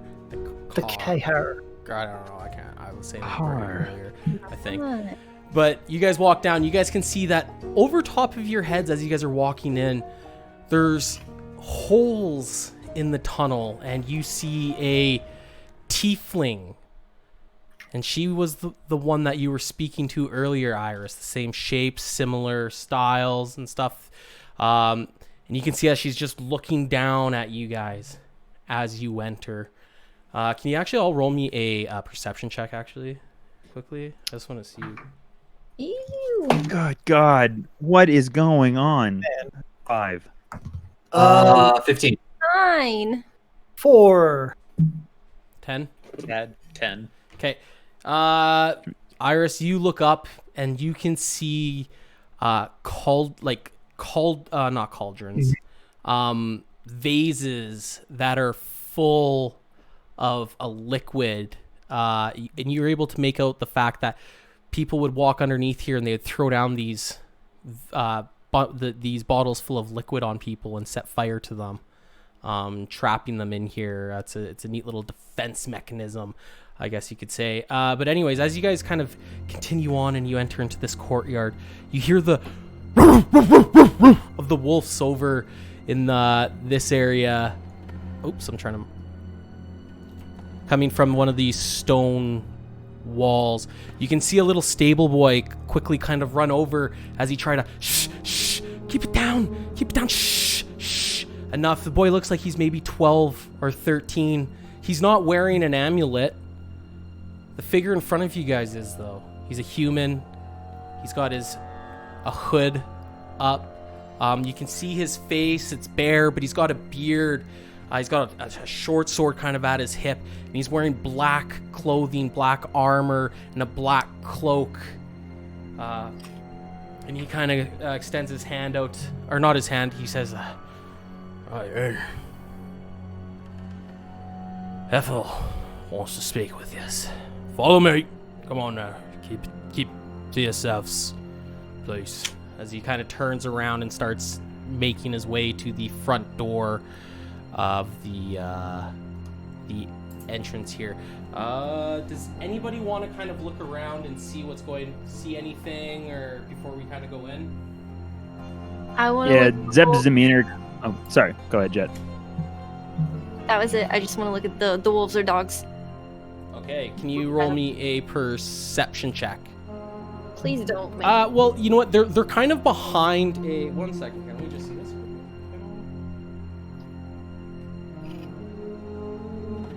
I just want to, like, if I can, fast enough, look at the color of their fur, like the patterns of their fur. Yeah, for sure. Roll me a perception. Yeah. Like, really memorize what these look like. It rolled around on so many numbers. 11.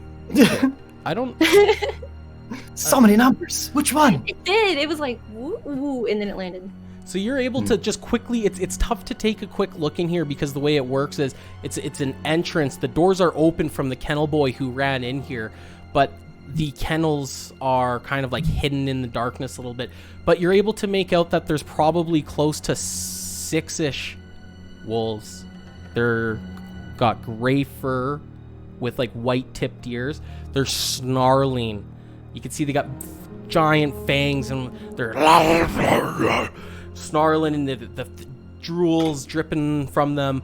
But the man who's wearing the cloak continues to keep on walking towards the front entrance. Zeb, you were saying you were going to want to do something? Yeah, Zeb's like more like chilled demeanor, kind of drops a little. His face and jawline get a little bit hard lined. He almost imperceptibly gets a little bit larger. His hair gets a little bit fuller. He begins to scan around to see if there's anyone. You mentioned that there were arrow slits before. There was windows. He's trying to like get a general idea of who may be watching them besides the tiefling or the individual that's trying to like curry them around. Yeah, for sure. So I'm just going to zoom out here quickly on my map.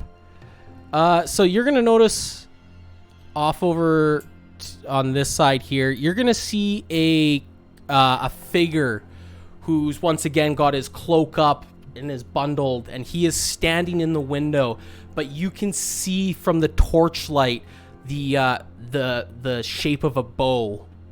And it's right beside him. You're able to make out another one who's kind of behind you in this direction, to the southwest. You see a cultist about 10-ish or so feet up with a bow, also watching you guys. He'll kind of fall back in line with the rest of the group behind the person that's carrying them, and he knows Rollins well enough, and he's be like, "It seems as though there are many watchful eyes," and he'll kind of gesture, and I'm sure Rollins is already looking around, but he wants to make sure that his friend knows that there's some things about. Excellent. Okay, so the man opens up the door, and you guys see this once grand hall is dimly lit by chandeliers. Here, let me actually drag you in here before you actually start describing things. Whoops. There we go. All right, so this once grand hall is dimly lit by chandeliers that are missing most of their candles. 3 long tables in the center of the hall are littered with dirty dishes, which a young tiefling servant is slowly collecting. A stone staircase ascends to a pair of 20-foot-high balconies that hug the walls, and on the north landing directly across from the main entrance hangs a banner depicting the town's herald, a stone watchtower on a dark blue field with a horizontal red fish facing to the right under the tower. So you see this 14-year-old teenage tiefling girl as she's running around and cleaning up all these dirty dishes. And as you guys enter, she goes, oh, oh fuck, I forgot this guy's name. Scranton. Huar. No, it's Huar. Why don't I? Huar. Huar. She goes, Huar. Oh, I wasn't. Who are these? And he says, never mind. Never mind. Them to speak to. I'm to take them right to Hethril. Hethril. She wishes to speak with them. She said something about them fulfilling some sort of mission. As he kind of just pushes back this the tiefling girl and starts walking up these stairs. Eventually, you guys make your way down these stone hallways, and you enter a room. Man, oh man. Yeah. Okay. There we go. There it is. So a chilly draft wafts through this bedroom, despite a roaring fire in the hearth. Bundled under a thick quilt and seated in a squat rocking chair in front of the fire is a vulnerable dwarf with a wooden peg where her right foot should be. Next to her, on a small table, is a plate of food. And as you guys enter, she says, I've been dreading this moment. You are? Please. Stand at the door and watch from the outside. And he just kind of like bows his head, turns around and leaves. And you guys notice that black amulet around his neck. Sitting in front of this fireplace is the old woman with the wooden leg. And she turns to you guys and she says, I've been having... You can see that she's really hard on breath here. Does anybody want to make a perception check? Sure, I will. I think Zeb's a bit distracted, just looking around, making sure there's no other danger. 22. Okay. You're crushing it. You're destroying. I think it's going to end up being like Iris. Let me see what dice you Dave have. Iris band, like Dave Matthews band. It's not a good joke. Aubrey Iris band. That seems better. So This is the dice I'm running. I'm gonna use my purple ones too then. So you, Iris, rolled a what? Something high, right? 23. 23. You notice that she's really hard on breath right now. She goes, I've been having Livitus has spoken and shared his dreams with me. Livitus, Zordok is going to destroy 10 towns, and you are to stop him. Zordok, do you guys want to do anything here? She's speaking. As she's kind of like taking a breath here. Is there any way that I can move over and try to like help prop her up, maybe like make it a little easier for her to maybe take the weight off her diaphragm, off her lungs? Okay, yeah, sure. So as you kind of, I don't have you guys in the map. Fuck, this is the part of the game that I suck at, is making sure I get you guys over onto the right map. If you transition us into a room that's 50 by 50 and it's a circle, I will not do that and instead ready my action to attack her, I assume turning into a dragon. Safe bet. That's what I was That's thinking. completely rational. Where are the... We're level Oh, 1, it's we a can normal take it. How old's the dragon? God, I hope it's young. Was the time where my DM was like, "Yeah, you guys are all level 2. You could take a young dragon." I just went, "No." Sorry, you guys are in a room like that now. It's just, you guys went up a pair of stairs. I thought there was going to be something more on the map.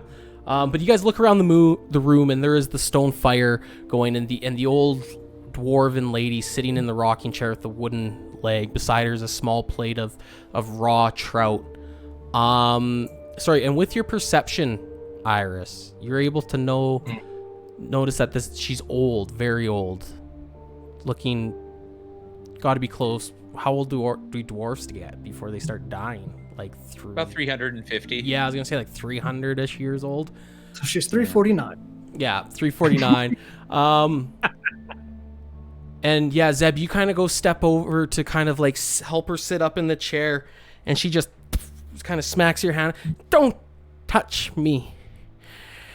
I'm fine. All right, well, I mean, I'm you fine. do what you do, you, I guess. I don't know. You Like I said, people don't like me.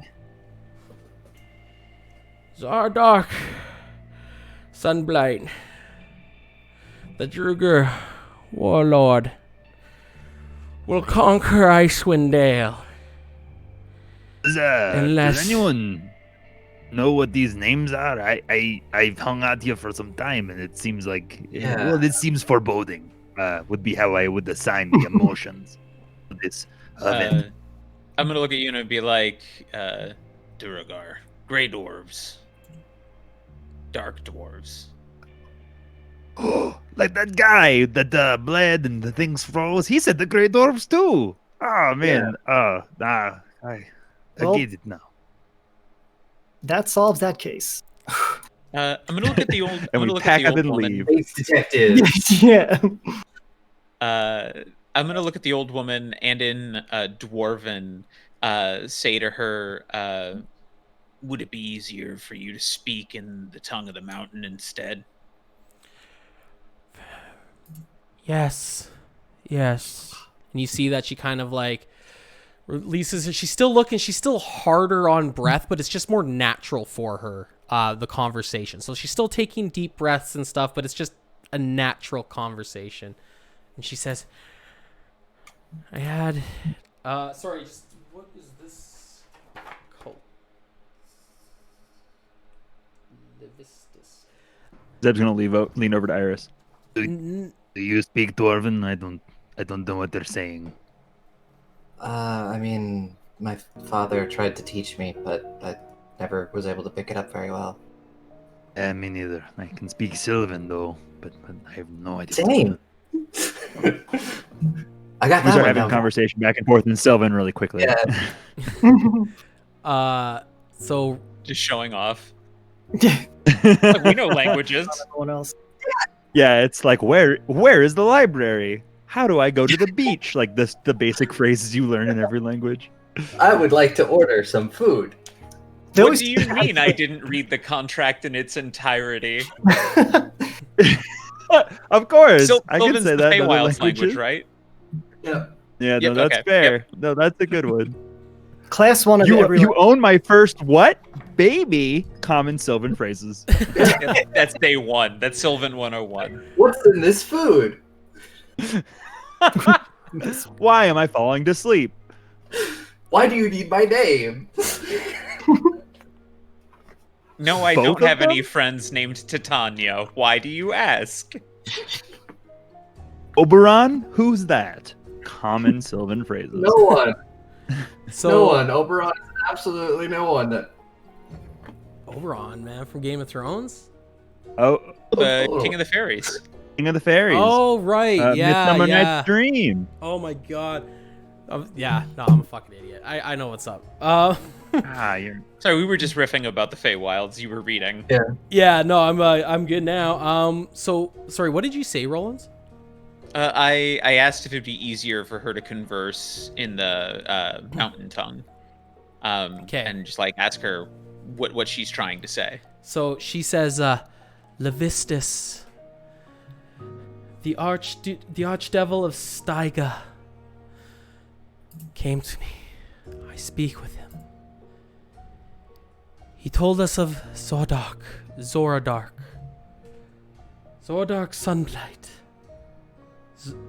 Zardorok, sorry. Xardorok. I did not spell that. Yeah, that's I did not either. I suck at spelling names. You guys can cough it up to or I wrote say Zo- names.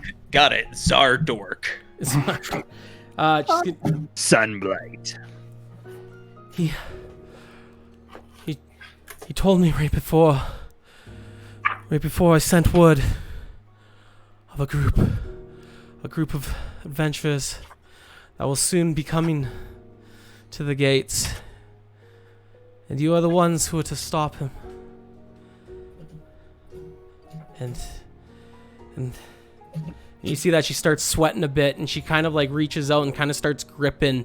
You can see like veins start popping in her head, start bulging out of her forehead a little bit here. And she kind of like leans in and goes, so Doc, but do not face him so soon. There are greater threats in Icewind Dale. For if you face him too quick, you will die. Levistus has shown me my doom, and now I join him. And you see as she kind of like starts like, and she's kind of like starts breathing like really hard, and you see as she kind of like just starts seizing up a bit, and you slowly see her breath start like slowing down a bit, and you can kind of see the fire kind of like wave and dance and light the whole room. And she lays there motionless, not taking any breaths. Hethril. We didn't do it. Zeb's gonna be a little more panicked than he probably should. He's gonna grab Rollins by the shoulder, kind of spin him around, grab him by his vest. What did she say? What is going on? And at that moment, you hear is everything all right in there? Well, is it Rollins? Hello? Is everything? Yes. Hethril.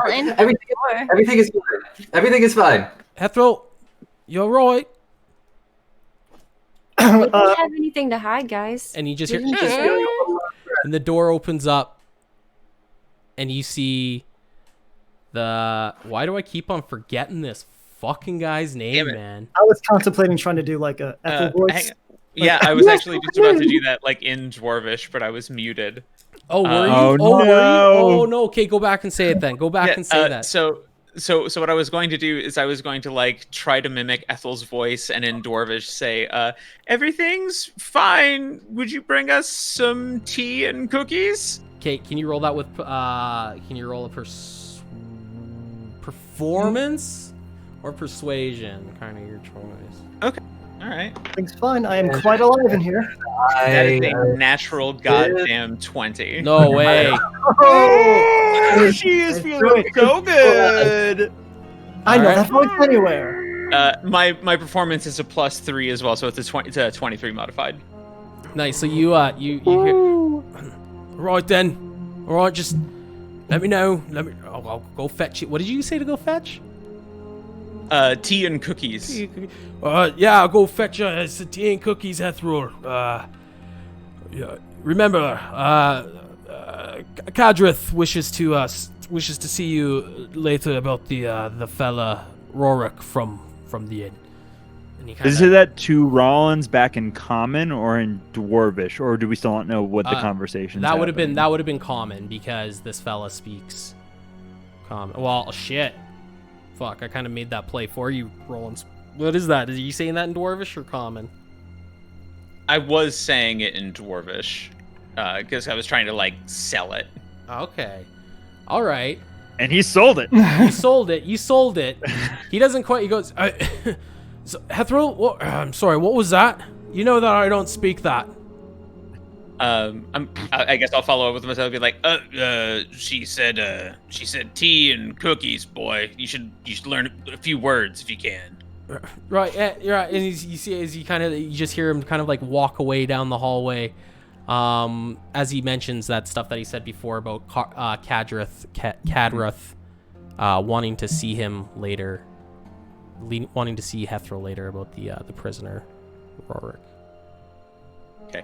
I'm gonna take my ice axe and I'm gonna slot it through the door to lock it, and I'm gonna like scoot a chair in front of the door and be like, All right, so here's the score. There's an archdevil named Levistus, archdevil of Stygia. Apparently, he's made a deal with some gray dwarves and a warlord who's going to try to destroy 10 towns.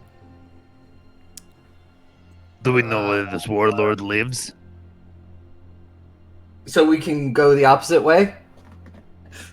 No. And he pulls out both of his hand axes. So we can, how do you say, unthrone? I don't know word, but murder, I think better word. Yeah, from what this lady was saying, I don't think we want to go right for this Zardor guy. A dude who can destroy 10 towns, you said? And you want to... Yeah. Do you want to go to his house? Well, he can't destroy 20. We'll say hi. Maybe if we're the 11th town, select our odds. Say hi from... We let him get tired. He destroyed 10 towns, and then 11th town we wait, and we go pop. And... I mean, that would be nice if there were more than 10 towns in Icewind Dale. Oh, no, the math does not work out. I've been to, like, one town here, so I could say there's at least one. That's not looking good. Oh. Well, there is 10 towns. I look at the Triton, and I'm just like, oh, man, I don't know how to say this. It doesn't get much better. Oh yeah, no, it's way worse. Like one place, they just freeze to death every like month. It's terrifying. Wait, so you're saying where we are right now, the luxury hotel of this place? Well, this it's restaurant. like if there was like on silver, gold, like it's like silver. Maybe like silver bronze, but like there's like worse places. They've tried to burn me alive once. I've been lucky to avoid that. God.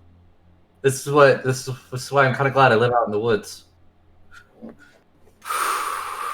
How'd all right. you Sure, get it's out of lovely. being burned?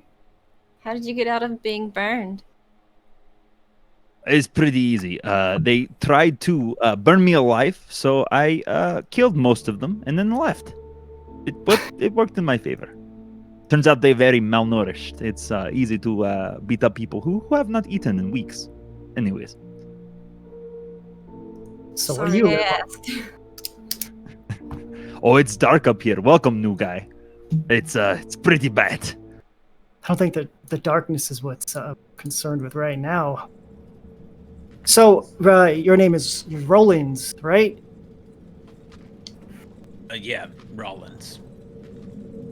Okay, so she said a warlord is going to destroy 10... Did she give a ETA? Yeah, that would be nice. I don't think she gave me his travel details. Do we know the airport he's arriving at? What date and time? I just want to know... is it JFK or is it LaGuardia? Because I'm not driving to LaGuardia. I'm just saying. Newark, maybe, but like...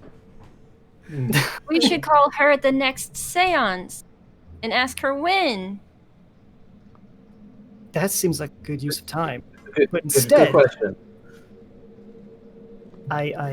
Well, okay, so we have a deceased... oldish-looking dwarf in here, so they're gonna think we did this. Yeah, that might be a problem, as well as the. I can buy us some time. Oh yeah. How you do this? Is it expensive? Not literally buy us time, but I can give us when the guard comes back. I can hopefully get him to overlook this. Give us enough time to get out of here, or at least far enough away. What do you need from us? I guess just be ready. What? Now, just so I'm clear, we're committed to this sneaking out thing. We don't want to just tell them that she died. She's very. I mean, I guess that does make sense too. Point of order, I cannot sneak. I'm very big and very clumsy. I know we're innocent here, but I'm just gonna say We sort of arrived without notice, spent maybe 3 minutes in here, and now she's dead. They told us to talk to her. She wanted to talk to us, and if we try and like sneak out, it's gonna look bad. We didn't do anything wrong. I guess so, if you guys know the people around here more than I do. I'm outnumbered, so I'll do whatever you guys want. I'm just. Is there a window in this room? It's a great first step. It does not look like it on the map. I'm just. Well, she was wearing a cloak, so we could put a bunch of objects in a cloak. No, that. We pull the blanket over her head and just be like, she is napping. She does not want to be disturbed. There is no window in here. But you do notice a wardrobe over in this corner of the room that is closed. There's a bed in here. This is like this is Hethral's living quarters. Not anymore. Is the fire still alight? The fire is still alight. Yes, the fire when it went when Hethral died here, that's when the fire kind of like illuminated. It was like it grew larger, but then it quickly kind of came down. How big is the fire? Would you say dwarf sized? The fire? How big is the fire? Dwarf sized? I don't know. Are dwarves about the size of a log? If we were to cast a dwarven-sized body in the fire, wait it out 40 or so minutes, and then you're like, oh, she left, and then hope no one noticed. The skeleton. What's that A smell? warrior's funeral. It's not No that hate. big. It's not big enough to cremate a body. It would cook it. It would cook it. Damn it. The first conundrum: how do we cremate a dwarf? Yeah, yeah. How do we We cremate? probably need a bigger fire. So let's take this wardrobe our DM generously gave to us, throw it on top of the fire, making it even bigger, and then throw the dwarf on top of the wardrobe fire. It seems very easy and in no way mechanically confusing or hard. Yeah, and not like we're gonna like die from breathing in smoke. We could just hide her in the wardrobe and say she went to the bathroom. That seems like a better idea. Yeah. Or hide her in the wardrobe and set the wardrobe on fire. I think the more we talk Everybody about this, wins. the more incriminating it looks on us. And remember, we're innocent, so we don't want to look more guilty than we have to. Yeah, let's just hide her and say she went to the I bathroom. mean, let's put it this way: these people brought someone in for an inquisition because they talked shit about them. It's fair. It's fair. And we may or may not see good old Roro again. You don't know. I think Roanoke would have wanted this to die, starving in the dungeon, and us burning the seer's body inside of a wardrobe inside of her home. So, I see no drawbacks to this scenario. Rollins, any problem with this? So many, but I don't think it matters at this point. And I'm gonna start looking around the room. Yeah. Well, whether you like it or not, Is there someone coming back with tea and Cookies. something else? Cookies. Oh wait, do I know that? I don't. Yeah. I You, have an idea. What if when he brought him back, I open the door and I take them and say, "Oh, thank you, these were for me," and then I close the door bulletproof plan. and then we lock him out. And then can anyone set anyone else on fire with magic? If we could take tea, say it's for us, and then emulate the person delivering the tea. It seems I can't set them on fire. Can you confuse them? Yes, I can do that. Let's do that. That seems less how you say violent. So it's at that point you hear another. Hethral. Oh shit. Hethral, the tea and the cookies are here. We went down to the cellar and got them. Is everything all right in there? Am I getting the door? Yeah. I'm I'll go gonna answer the motion door. for you to go to the door. And I guess I'll try another performance check. And just say thank you in Dwarvish, like something you would have heard before. Okay. And I'm gonna like open it just enough to like, thank you, this was mine. Okay. Could that, in theory, give me the help action? Yeah, I'll say it'll distract him enough. Yeah. All right. Good call on that. Good call on that. It's nice having DMs in here to brainstorm this stuff.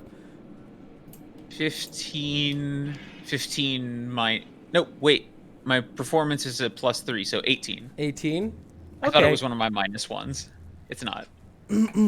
So you say whatever it is that you say to him. But Jet, as you open up the door, you see for the first time the actual, like, a real good look of this man's face, and you can see that his whole right ear is that black frostbite look, and he's got the frostbite has like kind of like scarred his skin and given it that black dead skin look. And he goes as Roland's kind of. Is he human? Pardon me? Is he human? He is human, yes. Yeah. Roland, you say your thing, and Haywar kind of like snaps out of kind of this trance that he's in by Jet, because he's never really seen something like Jet before. And he kind of goes, yeah, Ethel, I don't speak that stuff. Please come on, hurry up now and finish this. We need to go see. We need to go see Rodith.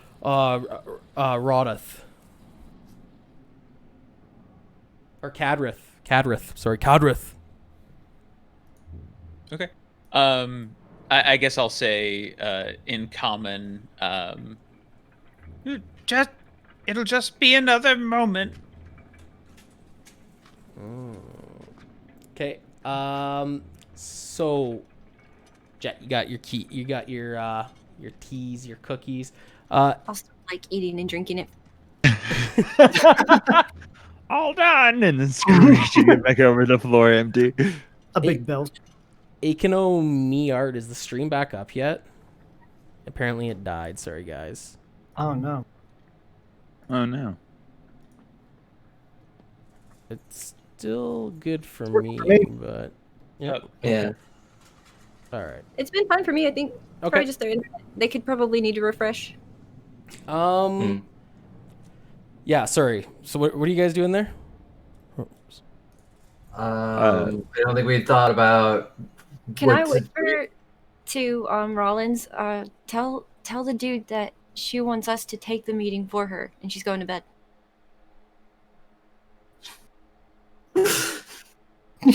In her voice, can you do that? Yes, do it.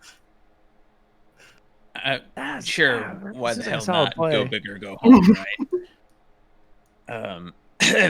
That solves all of our problems with 0 wardrobe burnings. Just saying. Shit. Yeah.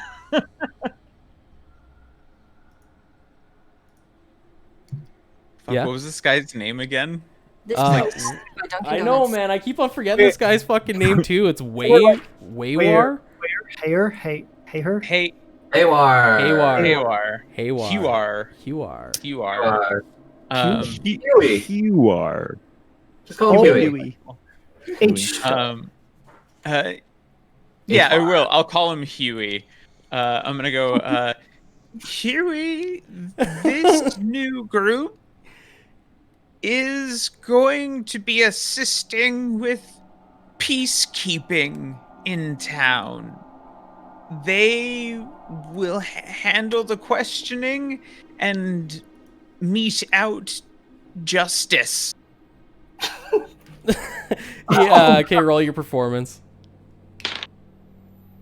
They're getting steadily worse, y'all. Oh wait. 13 plus 3 is 16. That's not bad. That's not bad. Terrible. I haven't rolled above the 10 in like all of my rolls. Same. Okay. No, he would roll to just.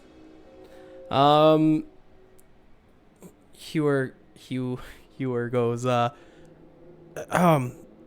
I'm sorry. Ethel, you wish for these new adventurers to take place in the meetings for. I'm sorry. Did you say to broker peace? Yes. Different voice. Meanwhile, in the back of my head, that's the exact opposite of what I said. Yes, to negotiate peace with those who deserve peace, and to give ass kickings to those who need ass kickings.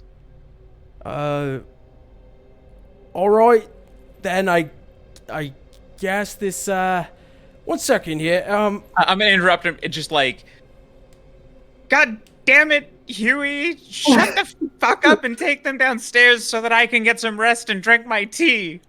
Yeah, I will allow you to roll it. When he says that, and I'll hand him the dirty, like empty plate, dirty cup, and be like, "Yeah, take these," and then close it again. Okay, you can roll a performance with advantage. Okay, first roll was a 9. That would have been Try and send him back with 12. the dishes. 12. 12's my highest. 12. They are getting steadily worse. You weren't wrong. Yep. Yeah, what's going on in here? As he kind of like starts to kind of try to open up that door, Jet. Are you allowing him in or no? I will also get really, really close, and as long as he's within a 10 feet of me, I'm going to use my Fey presence to charm him. Oh shit! But of course, anybody else who's also within 10 feet of me needs to make wisdom rolls. Or we get charmed. You know, I'm going to make a wisdom roll. I'm right behind you with a hand axe ready to go, so I'm excited to be charmed by you. Oh, use my Fey presence. It's a natural 2. I think you're quite charming. So this is the way that I kind of picture it right now, just taking place. We got oops, Roland. Sorry, you're where the lady's at. I gotta move. You get kind of. I want to not so much like push the door closed when he tries to come in. I want to catch it and stick my head back out and try and say something if I have time. Yeah. Oh, what do you? Yeah, and I just want to have my hand axe ready, kind of just off to the side of the door, that if it's opened all the way and someone bursts through, that I can throw it. Mm-hmm. And so I'm definitely within like the purview of what Iris is doing, so I definitely got caught up in it. But Okay. I'm ready at the moment's notice to throw it. Can I like go over to? She has a body, right? She didn't just like explode in my. No, yeah. You guys Okay. see this like Jedi just like disappear in robes, just like turn into like dust or something. She's got What was the Avengers. save? corpse. It's a wisdom save. And then what was the DC? 14. So I'm just gonna try to like. I failed. We got a 2, so I got a 16 by the way. All right, so what do you say, Iris? Sorry. We were, yes, everything is fine. Like she said, she's going to she's going to rest, and we will go and take this meeting for her, and then we will continue on from there. Jet, you feel the door as he was kind of as Haywar was trying to push open the door there. You feel it kind of loosen a bit, and the resistance lightens up. And he goes, "Oh, sorry, right, yes, come on now. Cadareth wishes to conduct this business right away. These rumors, they've got to stop before they start spreading around 10 towns. Come on." And he Yes, we will. We'll be out momentarily. I'll squeeze through the door, or should we like? No, not go yet. It'll be like a few more minutes. Gonna be like, let's just make sure the blanket is up over the body. Zeb Yeah, has a quick question. And I'll close the door. He failed his check massively, so how is he feeling towards Iris right now? Charmed, like very friendly. Well, that sounds a little like Zeb. So he's good with it. He's like, I'm just really happy that you just lighted up, man. I'm having a great time. Jet, I'm gonna need you to make the save as well. I did. I rolled a 13. Oh, okay. Did you get charmed or no? I did. It was a Boy, 14. you should know. 14. Okay.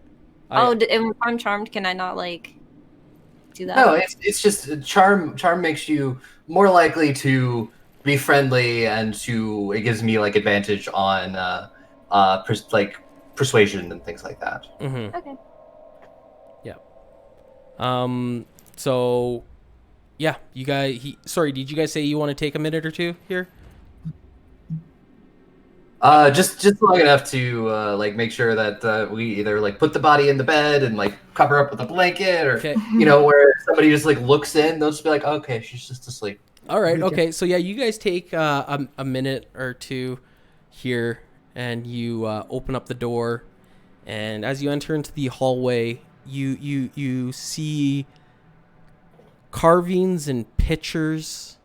Now, this is a good question because I don't know your guys' characters as well. How familiar are your guys' characters with the 9 layers of hell? Honestly, would you figure on this? Alex Probably is very familiar. Not with that. very. Super. Canonically, I'm more into but- like local folklore. Okay.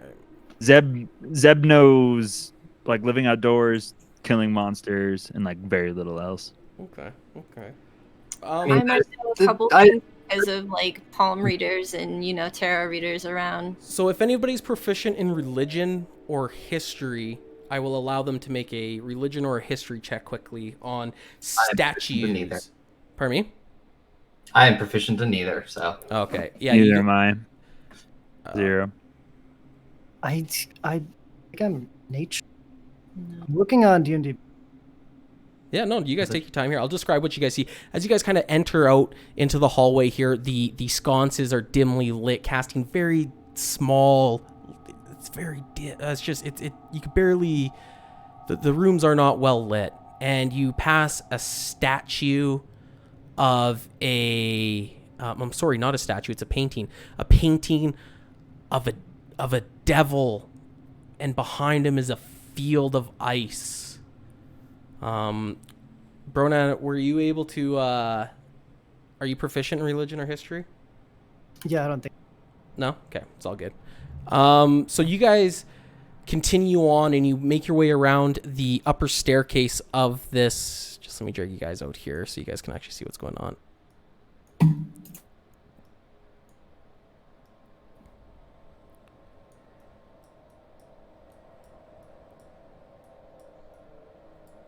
Oops. Oh. Real quick, can I, as we're starting to leave the room, Did not mean to drive that guy there. I was hoping to use my stone cunning to like take a quick scan of the room and see if like I could find like a dwarven hiding spot, like maybe behind a cinder block or a bit of mortar or something like that. In what room? In the room we were just in, the old lady's room. Oh, okay, like a place to hide something? Yeah, like a little stowaway space, like where she would keep trinkets or cash or something.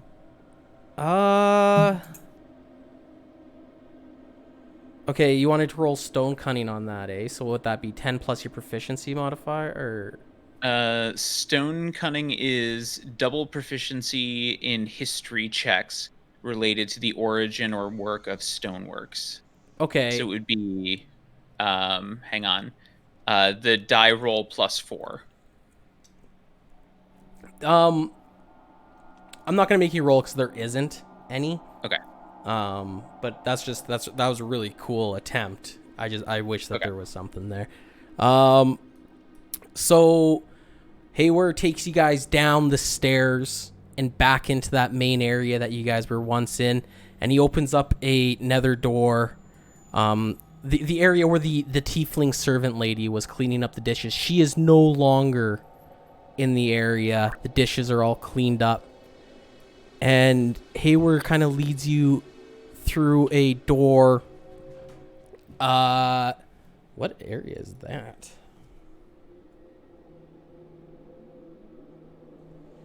And as you guys enter this room, you oops, I haven't moved you yet. I always forget that. I always fucking forget to move people.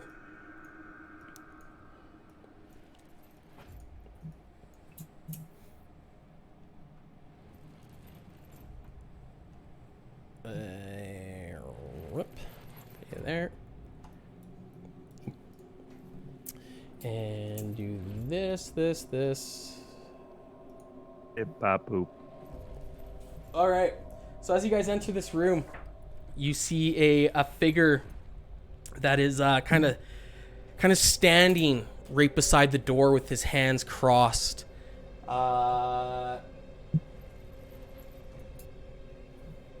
He's a human.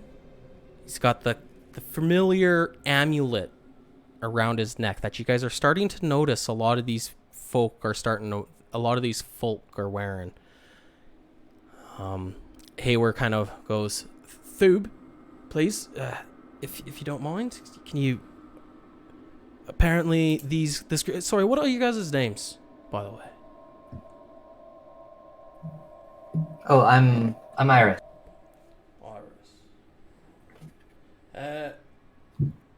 Sorry, I'm just looking at Thoob. His name is Thoob. Thoob. That is ridiculous.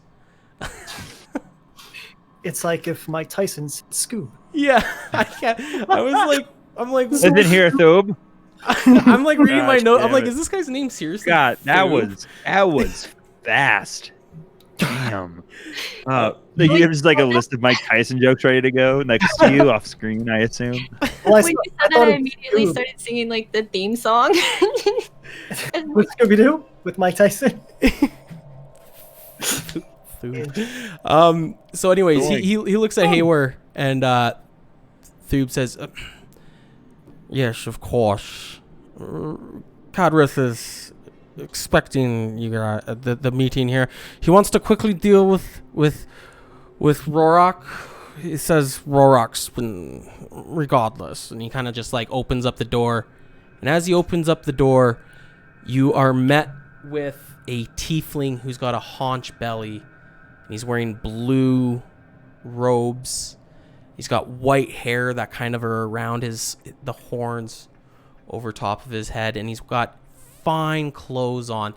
Also wearing the amulet that you see everyone else wearing. Let me get to...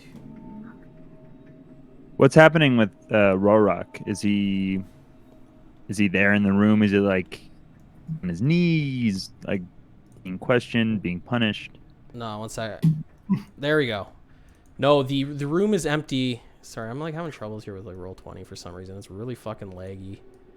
Yeah, I've been having a problem a little bit tonight. No, the room is empty except for Cadrith, who is standing in the corner, twisting a knife kind of in his hands, playing with a knife. And he turns and he looks at you guys. And he says, "Oh, you must be the adventurers that Hethel sent for." Yes, that would be us. Strange how you're required so easily. Has Levistus spoke with you as well? Guided you in the darkness here?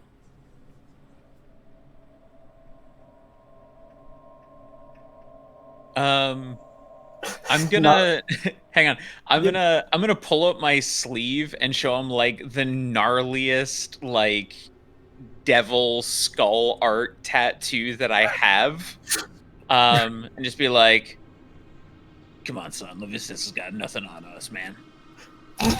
While Rollins is doing that, Zeb's going to pull out a hand axe behind his back to make sure it's a ready and waiting in case things go awry. I'm going to Not intimidating. I'm going to, as best as my abilities, because I'm a 5'2" kind of scrawny dude. Just like sort of try to flex, but I know it's not really working. But I'm assuming, them two have it covered for me. Okay. So Zeb leans over. That guy work out or what? Jet, what are you doing? Just standing there, honestly. Just I'll like look over at everybody else and be like, oh. Wondering what mistakes brought her here. Just I take definitely whispered that to Jet too, to make it even more uncomfortable. So, all right. So as you guys are standing there, Cadrith, he says to you guys, he goes, oh, sorry. What did you say about Levistus? Basically, I was trying to show him like a tattoo that looks somewhat devil-y, to convince him that we're on the same page. That was like, yeah, we're all about the Nine Hells, man. Oh, okay. Can you roll me a persuasion? Yes, I can. Damn, Rollins, you're doing all the rolls tonight, bud. Yeah, no, it had to run out at some point. That's a 6. 6? He goes, Cadrith here goes, huh. Funny. I've never seen that one before. Who is this devil you worship? Ozval Osborne. And his dark Yeah, Sabbath. you probably never heard of him. He's like real underground. Dark Real Sun. Devil type shit. His symbol's a bat. Well, headless bat. Headless bat. They say when you die, he takes your soul to hell on a rather crazy train. Oh, a train. He's a man made of iron. What is a train? Steam powered? Diesel? Yeah, Who the hell taught you Diesel? It's him. He's the imposter. I immediately throw both my hand axes at the person who's clearly from out of time and out of this universe, knowing what Diesel is. No, he goes, hold on, let me think here for a second.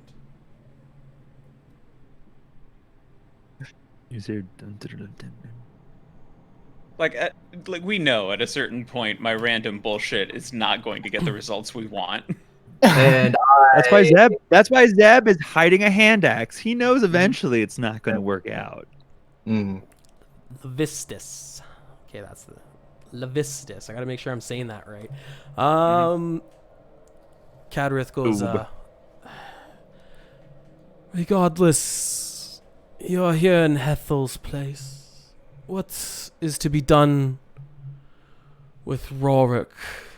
By the way, how does Hethel gain the approval of everyone? It is time for someone else. She's so old. Do you not agree? How is she the one that everyone respects? Why is there anyone else besides us and him in this room? No, but you do know that the two Hayward and Thoob was his name. Thoob is right. Thoob is right outside. Hey Thoob. Oh, hey Thoob. The door's closed right now. Granting you guys some privacy and stuff like that, but they are right outside the door. I have a quick question. Mm-hmm. With Zeb's knowledge of this place, he more than likely would have heard of the seer of the Caer, and then he wouldn't have heard of this person in particular, would he? Sorry, Caer-Dinevall. Who are you? What person are you looking for? Cadrith? Yeah, so Cadrith is like, he's like, oh, she's old, like it's time for her to move on, and it's this person, and Zeb's been in the area for 15 years or so, and this person's like, it's time for someone else to take over. Has Zeb even heard of Cadrith? Like, he more than likely would have heard of the seer of this town. Okay, so you know this that person. So you know that the speaker of this town is Crannoc. It is not Hethel. It's not Hethel, and it's not Cadrith. Gotcha. You have not seen the speaker yet. Okay. It just seems like I move from one room from one person I don't know to another room for a person I don't know, and it's like, that other person sucks, eh? And I'm like, she's I know. Oh wait, you don't know that? Oh no. Sorry, I know that it's confusing, and I when I was reading it, I was like, oh, this sounds like super awesome, but now I'm realizing that the shady and the mystery and stuff like that, it's pretty deep here. It's almost like everything, like I didn't really think about it, but it's almost like everybody's just trying to get one up on the next person, on the next person, on the next person. That is life. Very much so, yeah. But as far as you knowing about these people, I will allow you to make a history check. Right. See how this goes. Probably poorly, but maybe my luck will turn around this evening. Nope. That's an adjusted 3. No, you've never heard of these people. You do know that tieflings are rarer, and there are 2 here, and it's, you know, tieflings, devils. Folsom, thank you for the follow, my dude. So yeah. Time to switch out dice. All right, Zeb's not gonna push it. He's gonna look probably over to Iris or Rollins, who have been kind of steering the conversation. Maybe ease the tension in his muscles a little, just because there's a lot of people trying to like get one up on each other, and it makes him very uneasy. Yeah. Well, Rorik, I mean, he's just a bartender. You know, bartender probably had a little too much of what he had said stupid things. You know, maybe just give him a night to think about what he's done and then send him back to his bar. Don't be silly. Or he doesn't sound like that. He goes, don't be silly. Rorik needs to go. We cannot have the rumors. Could you imagine if the rumors spread through the 10 towns of Levistus worshippers, setting up roots among them? Yes, we are here for what we believe to be the right reasons. It's destroying Zardorok. But we also are here for Levistus to seize control and rule this domain. We cannot allow the rumors to be spread throughout 10 towns. He must be hung. He must die. His words must die with him. I think that it's maybe getting a little bit ahead of ourselves. I mean, who's going to run the bar if he's dead? And she's got a point. Who can possibly tend bar? It's such a hard profession. Some people were born. I was a bartender for 6 years, so I can say this. I'm just saying, it's tough. People get grouchy.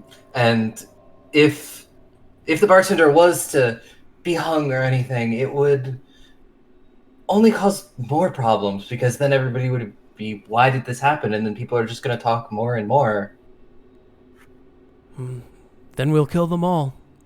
It does not matter, as he's kind of like twisting the dagger in his hands. He's soon Levistus will be ruler of the frozen tundra of Icewind. Sort of like look over at Zeb, just sort of just like, we're this is a mountain of crazy we got here.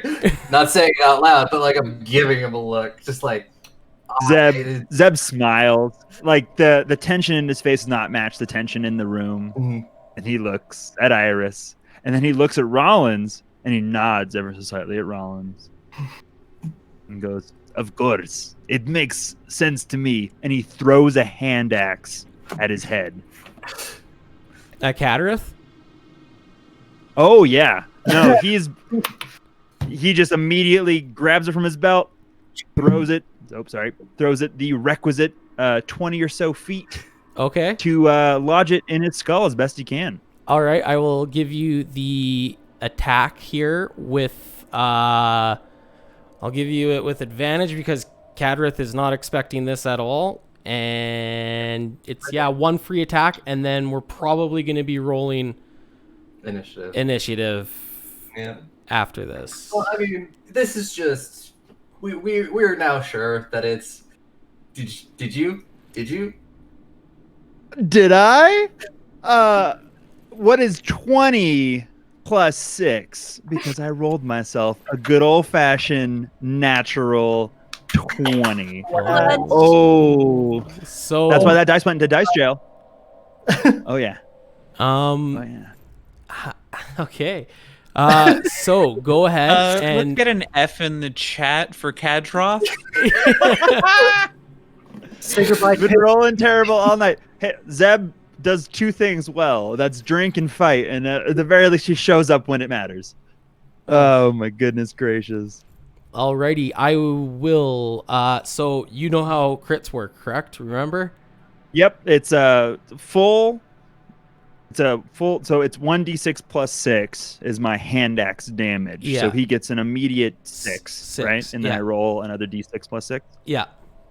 All right, here we go. That's a natural 1 on that one, but that's 13 total as the hand axe arcs through the air, aiming for the middle of Kadrith's head. So you throw the hand axe through the air and it lodges right in his shoulder as he drops the dagger down to the ground. As he, you fools! And he drops, takes out a short sword. We are going to roll for initiative, and I need to get Zeb one. just goes, damn, I was up by like 6 inches. I'm so sorry. When I see the hand axe fly, can I grab the person beside me and give them guidance? Because I know some shit's about to go down. Yeah. Or is you that can- too fast? No, I'm gonna say like this whole thing takes like 3 seconds. I think that's enough for you to like grab like Roland's wrist or something like that out of Yeah. like, holy shit, what the fuck's going on here? Right? So Okay, well, so Rollins, you get guidance. Hooray. Noise. Get that sweet, sweet D4. oh, Ooh. I rolled a 15. 15. Okay, give me He's a ready second to here. go. Okay, Throws the hand so bro, nah. Add. Just give me a second here. I forgot to add you guys. Iris. I rolled a 7. Hold up, I'm just adding you guys still. Rollins. If you guys do roll in Roll20, you just got to make sure you have your token selected. Is all. Okay, so Okay. Brona, Brona. I rolled in. An 8. Iris. 7. So holy shit, we all rolled shit. Jet. 20. Oh fuck, there you go. Ooh! Double guidance on Rollins. Guidance. Well, it wasn't a natural 20. It was a natural 18. Rollins. I had a 14. Zeb. 15. 15. Okay. So, how do I want to handle this with these guys on the outside of the door, though? Give me a second here. Door was closed. 6 seconds. Probably takes him I'm thinking one 40 round. rounds to get to us. Yeah, I'm gonna say Oh, it's gonna that's be fair. one round. Not 1d40. They didn't hear that. They definitely Here did. was. It's just, What did they roll in their perception? oh fuck, there you go. Thank you. That's what. Good job, Jet. They did not roll good. They rolled a 4. They will be coming in at the end of this round. They're talking with each other. They're like, "Hey man, you got a cigarette?" Oh yeah, right here, yeah. And then you just hear like, "You fucking fools!" And they're like, "What's the hell's going on in there?" I don't know. Let's finish our cigarette and then we'll go in. Yeah, one of them like, you really shouldn't smoke, and they get in an argument about smoking, and that takes precedent. Every time with this. You should actually try this thing here. It's called a Jewel. Oh sweet. Does that taste like Different strawberries? flavors, man. He just hands him a real That's crisp. just like mango. Yeah, so now you guys so it takes them the rest of the round to get in because they're out there fucking doing tricks with their vape clouds. Yes. Okay, sort descending. Jet, you are leading off combat here for episode 1, The White Ghost. And the most eventful thing I could possibly do, I'm gonna run to the door and lock it. Oh! I'm genuinely terrified at what he just did to this man. Like I Yeah, never you know for what, an hour, and we're already committing murder.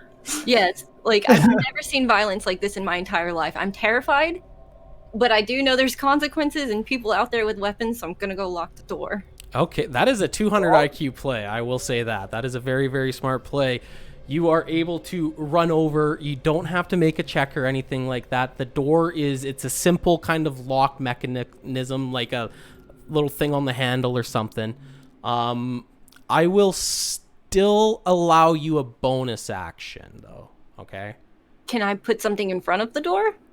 Sure. Bonus act. Yeah, totally. You're able to find a chair and you're able to put it in front of the door, using up your turn, which is a stellar. If you can't start a fight, there's not a fight. Or you're putting a lot of confidence in us because you locked us in with this guy. Yes, but I'm also gonna stay away from him. That Alrighty, Zeb. It's okay. I don't like him. Question, Yes. just because I'm a little all flummoxed from one system to the other. Is drawing a free action? Drawing my longsword? Is that a free action? I always move, give you draw, attack. Yeah, you can draw your sword, attack, and go. So it's all good. That's not going to cost anything. So he takes out his shield, takes out his longsword, watching him like writhe and pull the hand axe out of his shoulder. Zeb rather kindly says, "Well, it was nice to meet you," and he brings his longsword down. Ooh, natural 18. That's a 24. Okay, that's gonna hit. On that attack. Oh, heavens to Betsy on time. Let's see how this goes. Get that D8 going. 8. Oh, 14 points of damage. He unsheathes his sword, takes out his shield. He's been doing terrible all day, but he knows one thing, and he knows one thing well, and that is stabbing. He does 14 points of damage. All right. So as you take your sword and you slice it across his chest or something like that, you see as it cuts right through the robes. He's got no armor on, and you can see his red skin just split as he drops down to one knee. Enough! What do you want? What are you here for? What is it you seek? As he's essentially Zeb. yielding. Roland's, you're up. Unless if Zeb, you still got a bonus action here, dude. So Zeb uses his bonus action to turn to the rest of the party and shrug. Because he did his job, and now he knows not what to do.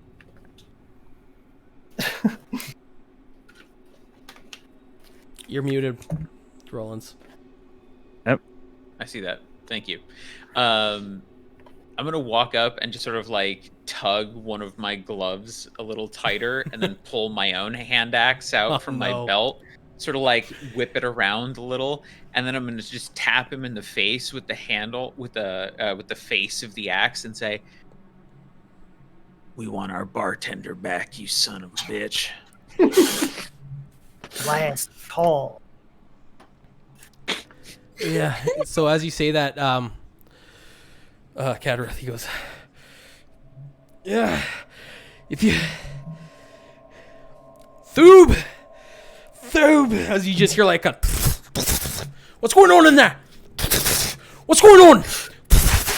What's going on? Please, Thoob. They've locked me in here. Take them. Give them Rourke. Take them down to the cellars. Give them Rourke. Give them Rourke." He says, "You guys want to make a deception check?" Or sorry, not deception or sorry, insight check. Insight check. All of us? Yeah. Oh. 14. 13. 12. 19 plus 4. Nice. Okay. 19 plus 5. Oh, you there- always just gotta want. I was like, here I am, the star of the show. So, as The star of the roll. actually, That's episode 2. You get start episode 2. Jet. or sorry, yeah, Jet. Actually, are you gonna unlock the door? No. No, you're keeping the door locked as the guy. Okay. All right. Well, the buddy's sitting there. He's trying to open up the door. You guys see that Cadrith he's got a tone in his voice that like they know that something's going on here. You don't know if it's gonna. You don't know how this is gonna work out. To be honest, it's just you're putting your fate. You know that this is an intense situation here. If you open up the door, there's a good chance that you're gonna get attacked. But Cadrith here is kind of saying, "Don't." He's saying, "Open up the door." He's like, But I'm sorry, I'm making this confusing. You're just not really unable to tell what he's going to be doing here. Can I say something to Cadroth? Yeah, absolutely. Can I just say, hey, don't lie to us because I think they might actually kill you? And like Rollins and I are just standing there, like longsword on one side of his neck, Yeah. hand axe on the other, just ready to like sever his head from his That's body. not a good idea. Me still flexing, not very successfully. Cadrith looks at you. Cadrith looks at you, Jet. Thoob, I've been taken hostage. Please, I wish to leave with my life. When they open the door, you are to take them and release Rock. He is to leave unharmed with them. And you just hear the door kind of stop moving for a little bit. And behind, you hear muffled whispers, Jet. Do you want to roll a perception to see if you can hear what they're saying? I do. Please. It was 11 and rolled to 9. Where's my 12. 12? Yeah. You hear, should we go tell the others? Well, there's more of us than there is of them. No. Cadrith says... and that's just kind of, you hear them kind of like turn away a little bit right as they say Cadrith says. They haven't taken any steps, but the you can't really make out what they're saying from the closed door anymore. I'll look at Cadroth and say, we need insurance. I mean, we just take him. Yeah, I was I actually. think they would fight for him, though. They just said they might call more people. Yeah. Are we he's still their in boss. initiative, or can we popcorn around with? Oh, you guys can yeah, you guys are good right now. You wounded him enough where he's yielded and initiative's over. Oh, This is up to you guys. Like, if you're okay with that deal. Oh, I just absolutely. I'm not I going to mean, disagree with you, I guess. I think I mean, that yes, but reveals- also, it's slightly horrifying to realize that this place is full of like people who worship devils. I think we should get more out of this. Yeah, That we just should goes. I'm gonna loop there my are arm. worse like, things in the world than devil worship. Very true. Uh, I'm gonna wrap that's my not my arm up around Krogoth, and I'm gonna take my hand axe and kind of like dig it in a little bit where he's cut, and just go, all right, I'm taking him hostage. All right, so as you kind of like dig into where he's cut, he's just kind of like, fucking dwarves, just like Hethel. As he kind of stands up a little bit. Jet, you opening the door here? Well, now I don't feel bad for him anymore because he sounds terrible. He says that. Sounds I'm gonna racist. say to him, racist. how No, dare he's a you racist. speak about my grandmother that way? Yeah. well, I'll just now he's a jerk. repeat to the group, like, if whatever you guys want to do, this is on you. Well, I guess we're would- I mean, We have a lot in our hands right now. We have a pretty good bargaining chip, so whatever you think is fair. So Zeb's gonna step just for mechanics and story reasons. Zeb's gonna step away, leave Rollins with Cadroth, kind of interpose himself between the door that Jet's about to open and the two of them. Longsword at the ready, shield at the ready, just to make sure that if anyone does come bursting in, he can at the very least be ready for that. Totally. Yeah. What do you guys want to do here, actually? Let's get that. So, Jet, are you unlocking the door because what I'm picturing here is Roland's kind of quote unquote picking up fucking Cadrith here, digging his axe where he's cut a little bit, and like getting kind of like behind him, like almost ready to kill him at an instant if anybody does anything. That's kind of what I'm envisioning here, right? Okay. Okay. Yeah. Yeah. So what's the rest of the group doing here? I have my staff out, and the crystal at the top of it, sort of this green crystal that's inlaid in it, is glowing a little bit as I'm sort of speaking words in Sylvan. And I'm going to ready an Eldritch Blast just in case shit goes south. Like if these guards come in and they're suddenly like, nah, we can take all these people. I'm ready to go. Okay. But I'm not like going to release it as soon as they get into the room. Okay, sounds good. And then Brona. Yeah, question. 100. Or if I wanted to use a spell, and I do not have, we're doing components, right? You're doing components if components have a gold value, except for Goodberry. Goodberry can kind of break that survival aspect that I'm going for in this game, so I'm going to make forge checks for mistletoe, which is a component of Goodberry. Okay. So I'm... Ooh, I'm nervous. My fingers are tingly. I think, so I can't do that spell. I'm just going to, I guess, look at the group and be like, well, I didn't want to take the leader of a devil worshipping cult hostage today. I don't see it's ending well for us either way. But hell, let's do it. And I will kind of take a step back and use Jeb as a human shield, even though I just talked a big game. My name is Jeb. Stop calling me Jeb. Jeb. I want to say Jeb all the time. I don't know why. I'm gonna. It's okay. It's the throw first my game. second hand axe at him.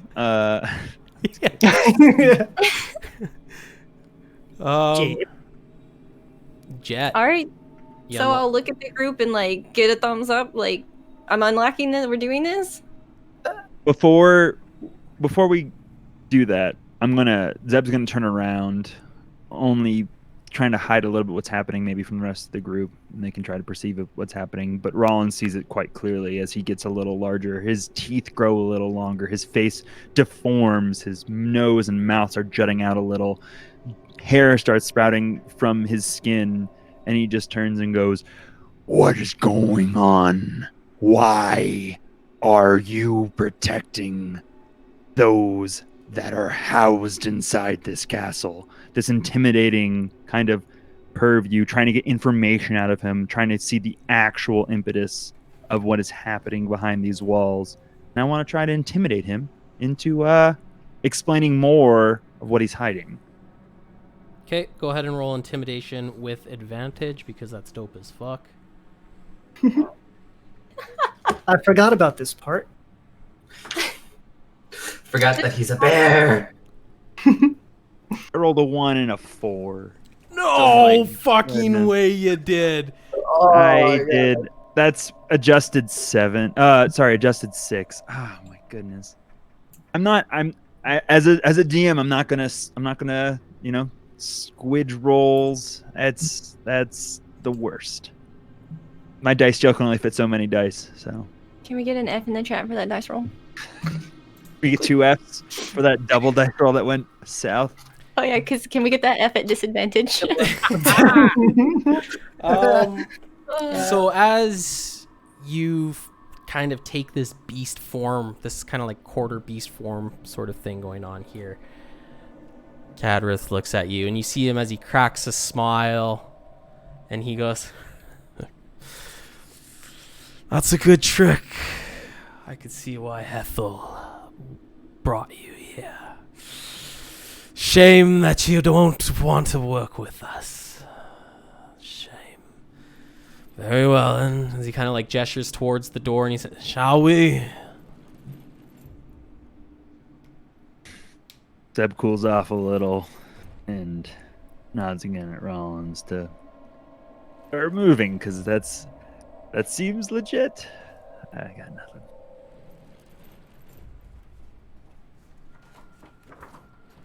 All right, so I don't know. It's on any one organization or person to decide what other people have done with their lives.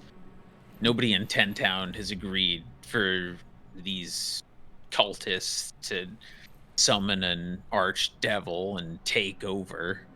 Hardly seems fair to the people who just want life to go back to normal. Oh shit, never mind. I was just thinking in my head here about something. Sorry, what do you... So, yeah. Yeah, Jet, did you open up the door? no, they're talking to him. Oh, sorry. He really wants you to open the door. No, I don't. I don't actually care. I get distracted because I start reading, and then, like, I kind of tone things out while I'm reading and concentrating, and then I come back and everyone's quiet, and I'm like, what did I miss? Wait, God, hi. Heavens. There's a Definitely TPK. haven't. Yes, a TPK. Well, we're rolling up new characters for next week. Like they killed us all with diesel fuel. diesel fuel. We all suffocated from carbon monoxide, the silent killer. It was devastating. The scariest thing of all.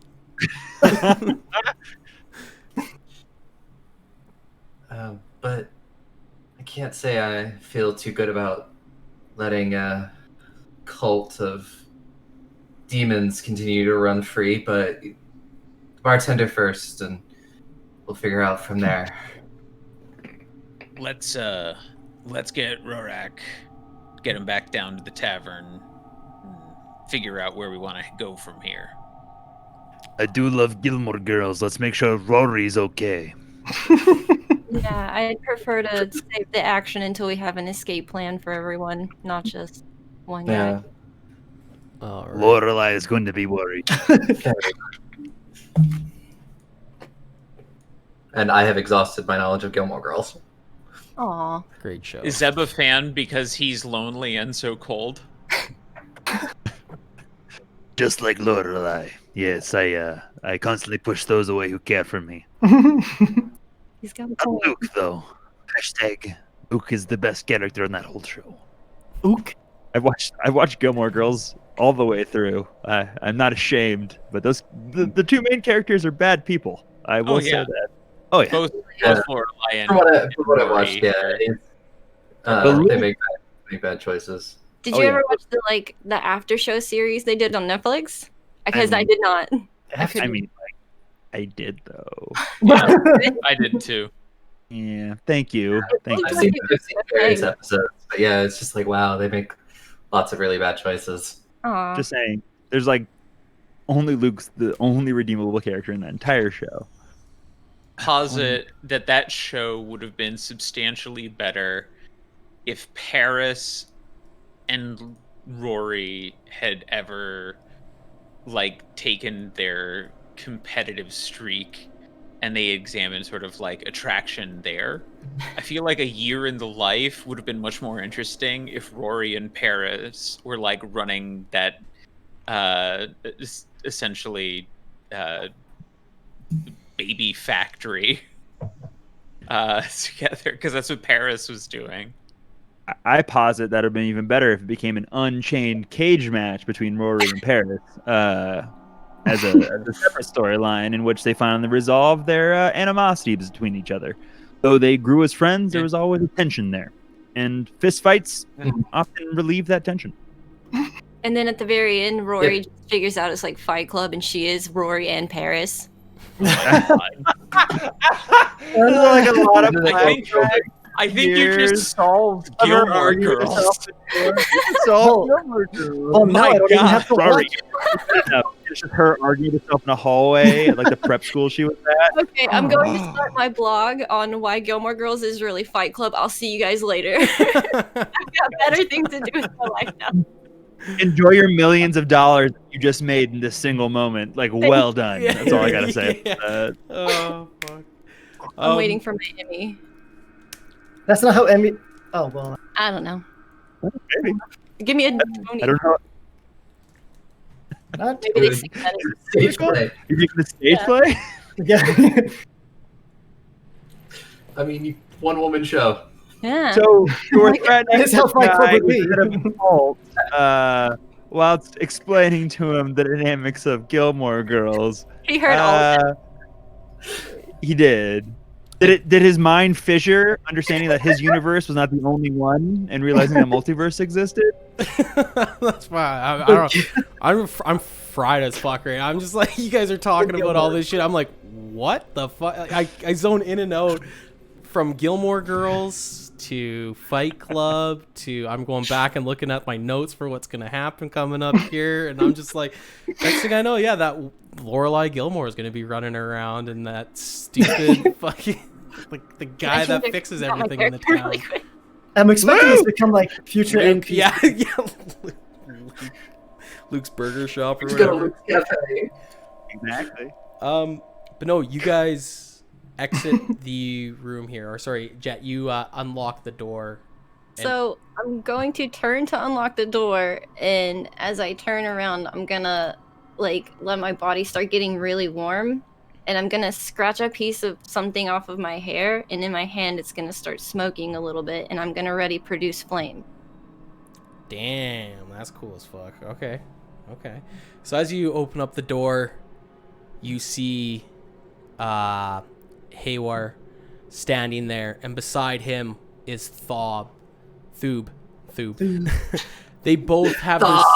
They were said twins, Thoob and Thob. Thoob and Thob. They have their short swords I've never drawn, seen that together. and their cloaks, their hoods up on their cloaks.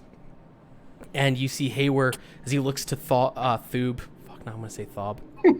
He goes,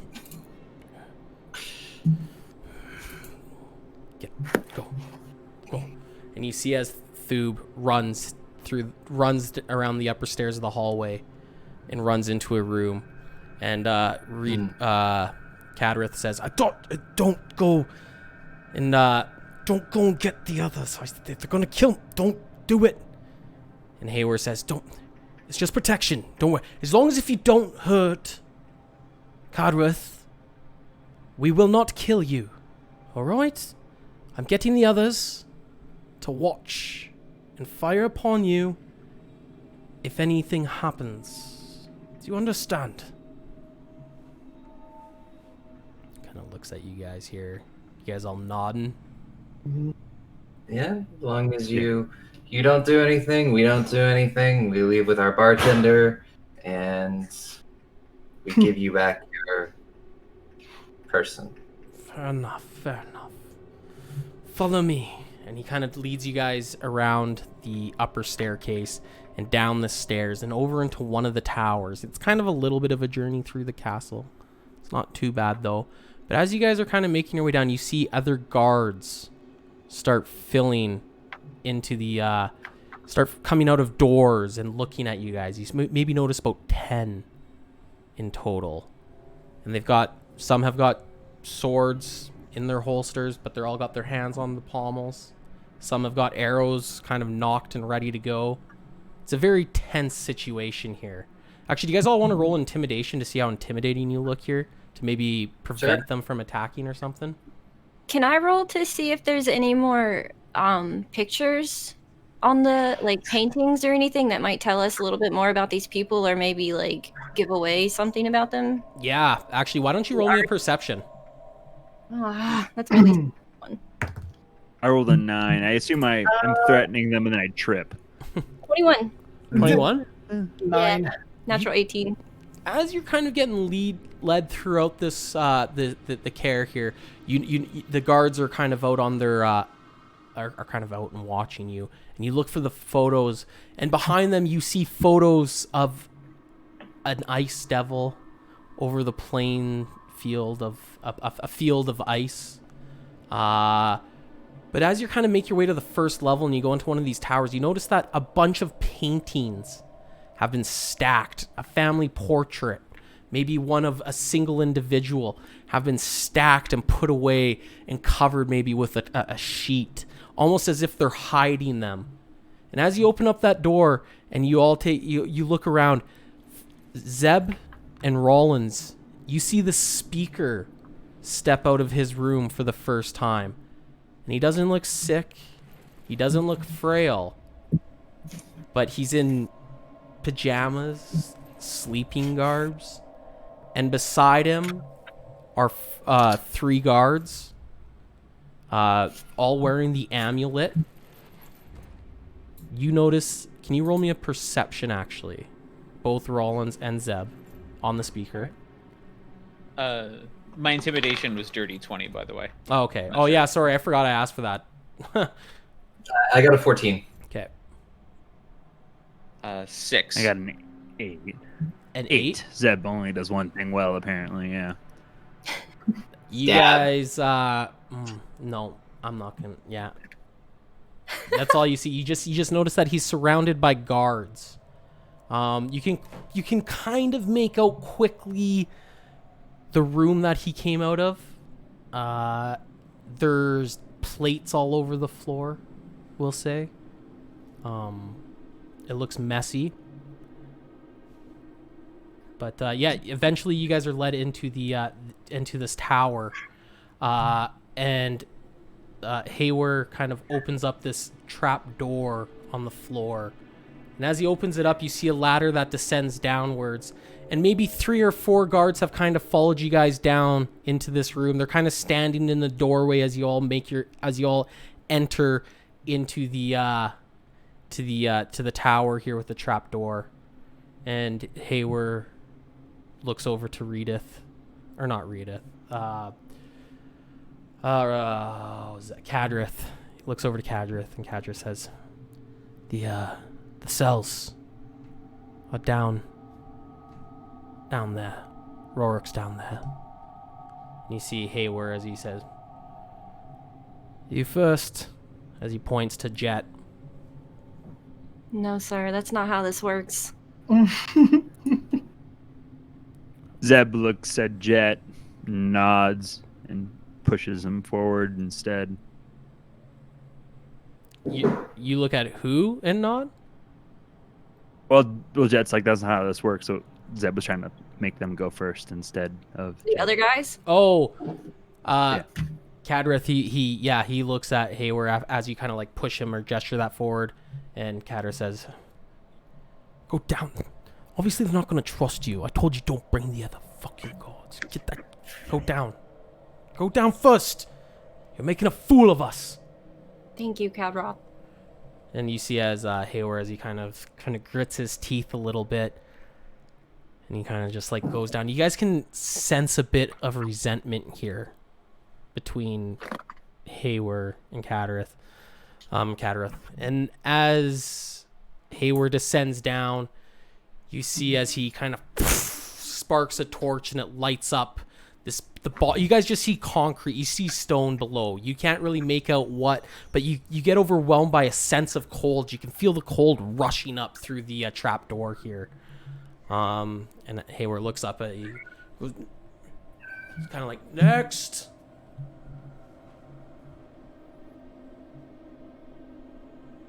I'll look at the rest of the group. I'm not I'll gonna go follow first. with our hostage.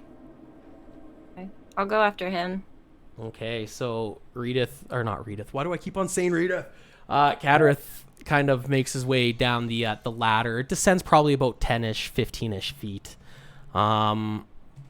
He descends down, but he's very laborious. Like, he could barely hold on, and he actually kind of like stumbles from on the last 2 steps of the ladder and falls down as Hayward kind of like picks him up. And he goes, so in Jet, you're next. Correct? All right, so you climb down this ladder, and as you start making your way down, you can feel your lower half, it gets real cold, and you go down the next step, and you just feel the cold working its way up. It's like you've dived into a cold pool or something like that. And I'm just going to... so I'm just going to read what it says here. A wooden ladder clings to the west wall, held in place with iron brackets. The ladder descends 12 feet to a hall made of mortared stone, lit and heated by 4 sputtering torches. Extending from the east end of the hall is a water-filled cistern, and a small rowboat is tied off near the water's edge. And you see as Zack. I can't. Roland change his went before name. me, right? Pardon Roland's me? went- It's Rita. Yeah. It's Redith, and he stabs him through.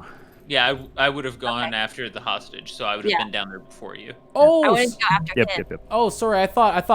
Sorry. Okay, Rollins, that's what you see as you go down. That's what everyone sees as you guys all make your way down. You're all met with this cistern, and you see a rowboat. And Hayward kind of looks at Cadareth here, and he says, "Well, he ain't gonna be much use. I guess I'll be taking one of yous over to go grab Rorak. Who's coming with me?"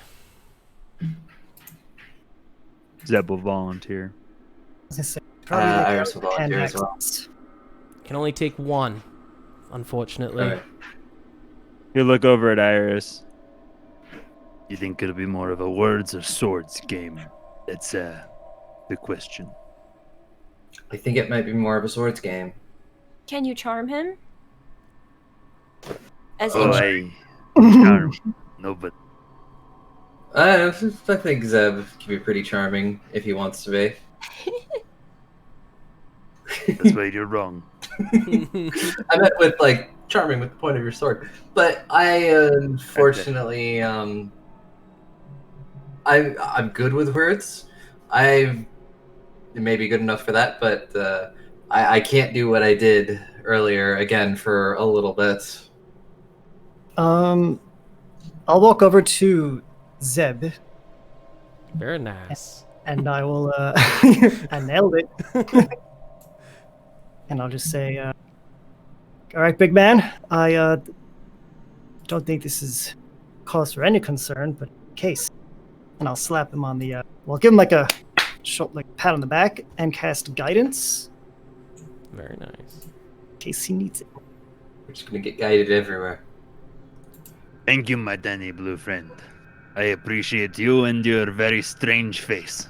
Give him a salute. He turns back, shield in one arm, sword maybe to the side, not super threatening. I think it's time perhaps you and I go find a good friend. Row Bark. That sounds right. Yeah, nailed it. Rowboat. Rowboat. Robot. My good friend Robot. Oh, look, Robot. Ah, so fitting. Poetry in motion, as my mum would say. She would also say, don't look at me. Ah, she was a very mean woman.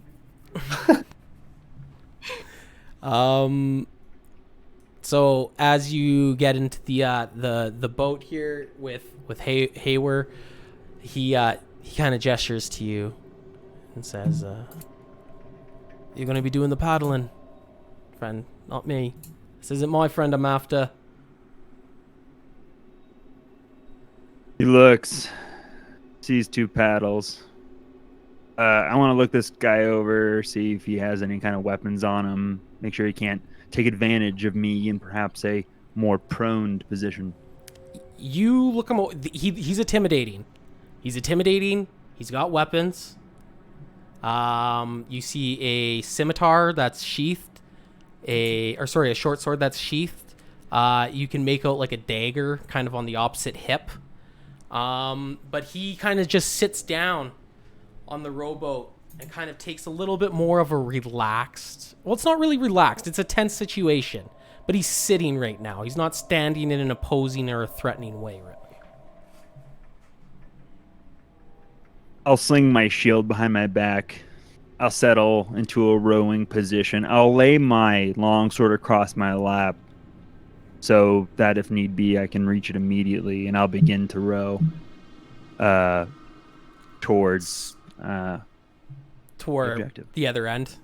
Yeah, he just kind of goes, Indeed. that way, as he kind of just points down to the end of the hall, and you just see a 18. 1 second. Let me just see if there's 15, 16.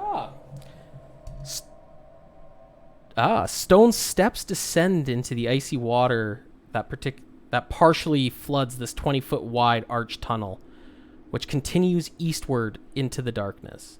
The roof arches 12 feet above the water, which is 8 feet deep, and the rowboat is tethered at the water's edge and looks safe to use. But yeah, he kind of just gestures into the darkness and he says, "That's where we're gonna be going." Does anybody here have dark vision? I have dark vision. Yeah, I think you all do except for Jet. Yeah. Yeah, so you guys can all see right to the end. Jet, you're just staring into darkness and you're like, "Ooh, that's spooky." It's like, yeah, I'm glad I didn't go. Paddling into the wall. But Zeb, as you take out your sword and you lay it across your lap, so does Hayward. He takes off his sword. He doesn't trust you just as much. He takes it across, lays it across his lap.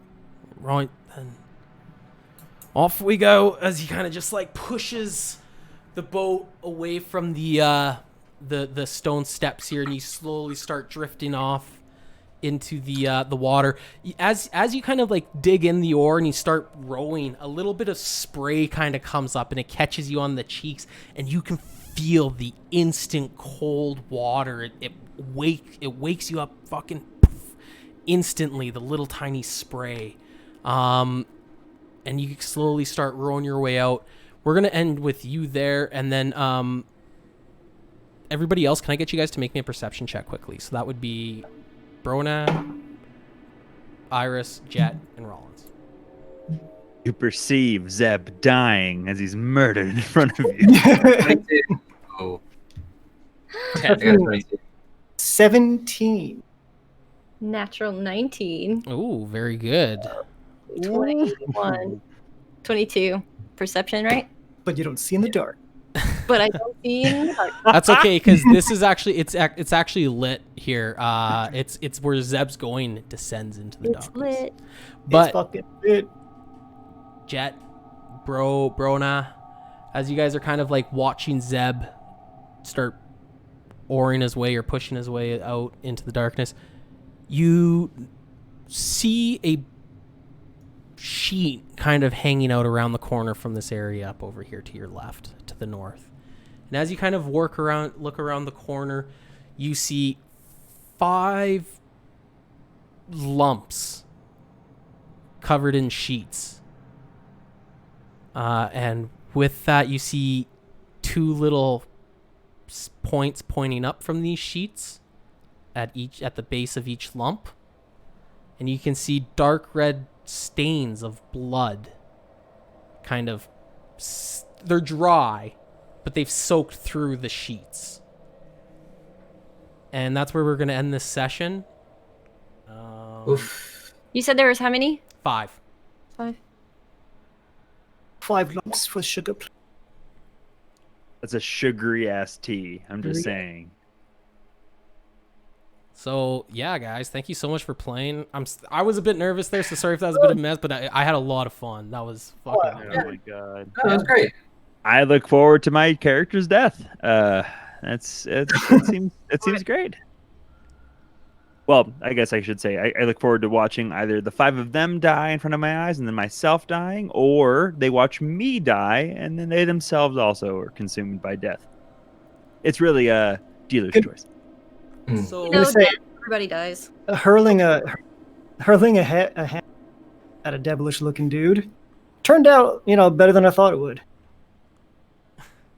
I feel like Iris really, she really did her due diligence there and was, really doing her best. And it's like, well, let's see what hand axes have to say in this regard. Yeah. Option Sometimes 2, hand act.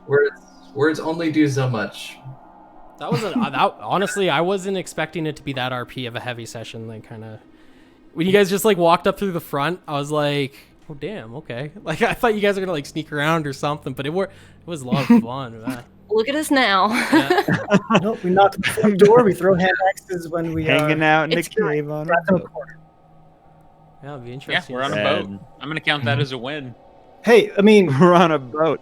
And if we had it our way, we would have burnt the corpse of a dwarf and then rappelled out a window. So that's it's the way we swing here. That was Yeah. and a priceless wardrobe. One of the It definitely took Oh, some God, turns. I'm gonna this say is just session 1. It's probably gonna get real nutty. It is unfortunately very late here, so I am going to have to peace out, y'all. Same. It's almost I 2 will a.m. also- where I am. Nice. Yeah. Take it easy. Take it easy, GG's, guys. everyone. Buenas noches. That Oh, was good. And I can't wait for next session just to see all the insanity that's gonna happen. It's 2 Heck weeks. yeah. 2 weeks, yeah. That was Yeah. a lot. Yeah. That was a lot of fun. Or Okay. no, oh, Yeah, the next game will be the 19th. Okay, Cool. so that's 19th. Gratitude. Awesome. Right on, Yeah. guys. Night, everybody. good Take night. it easy. See you guys. night. Good night, chat. Good night, all of that. See you guys. Oh yeah, I gotta end the stream. Night. To the end. Staying to the bitter end. Yeah. Yeah. Thanks for hanging out in chat.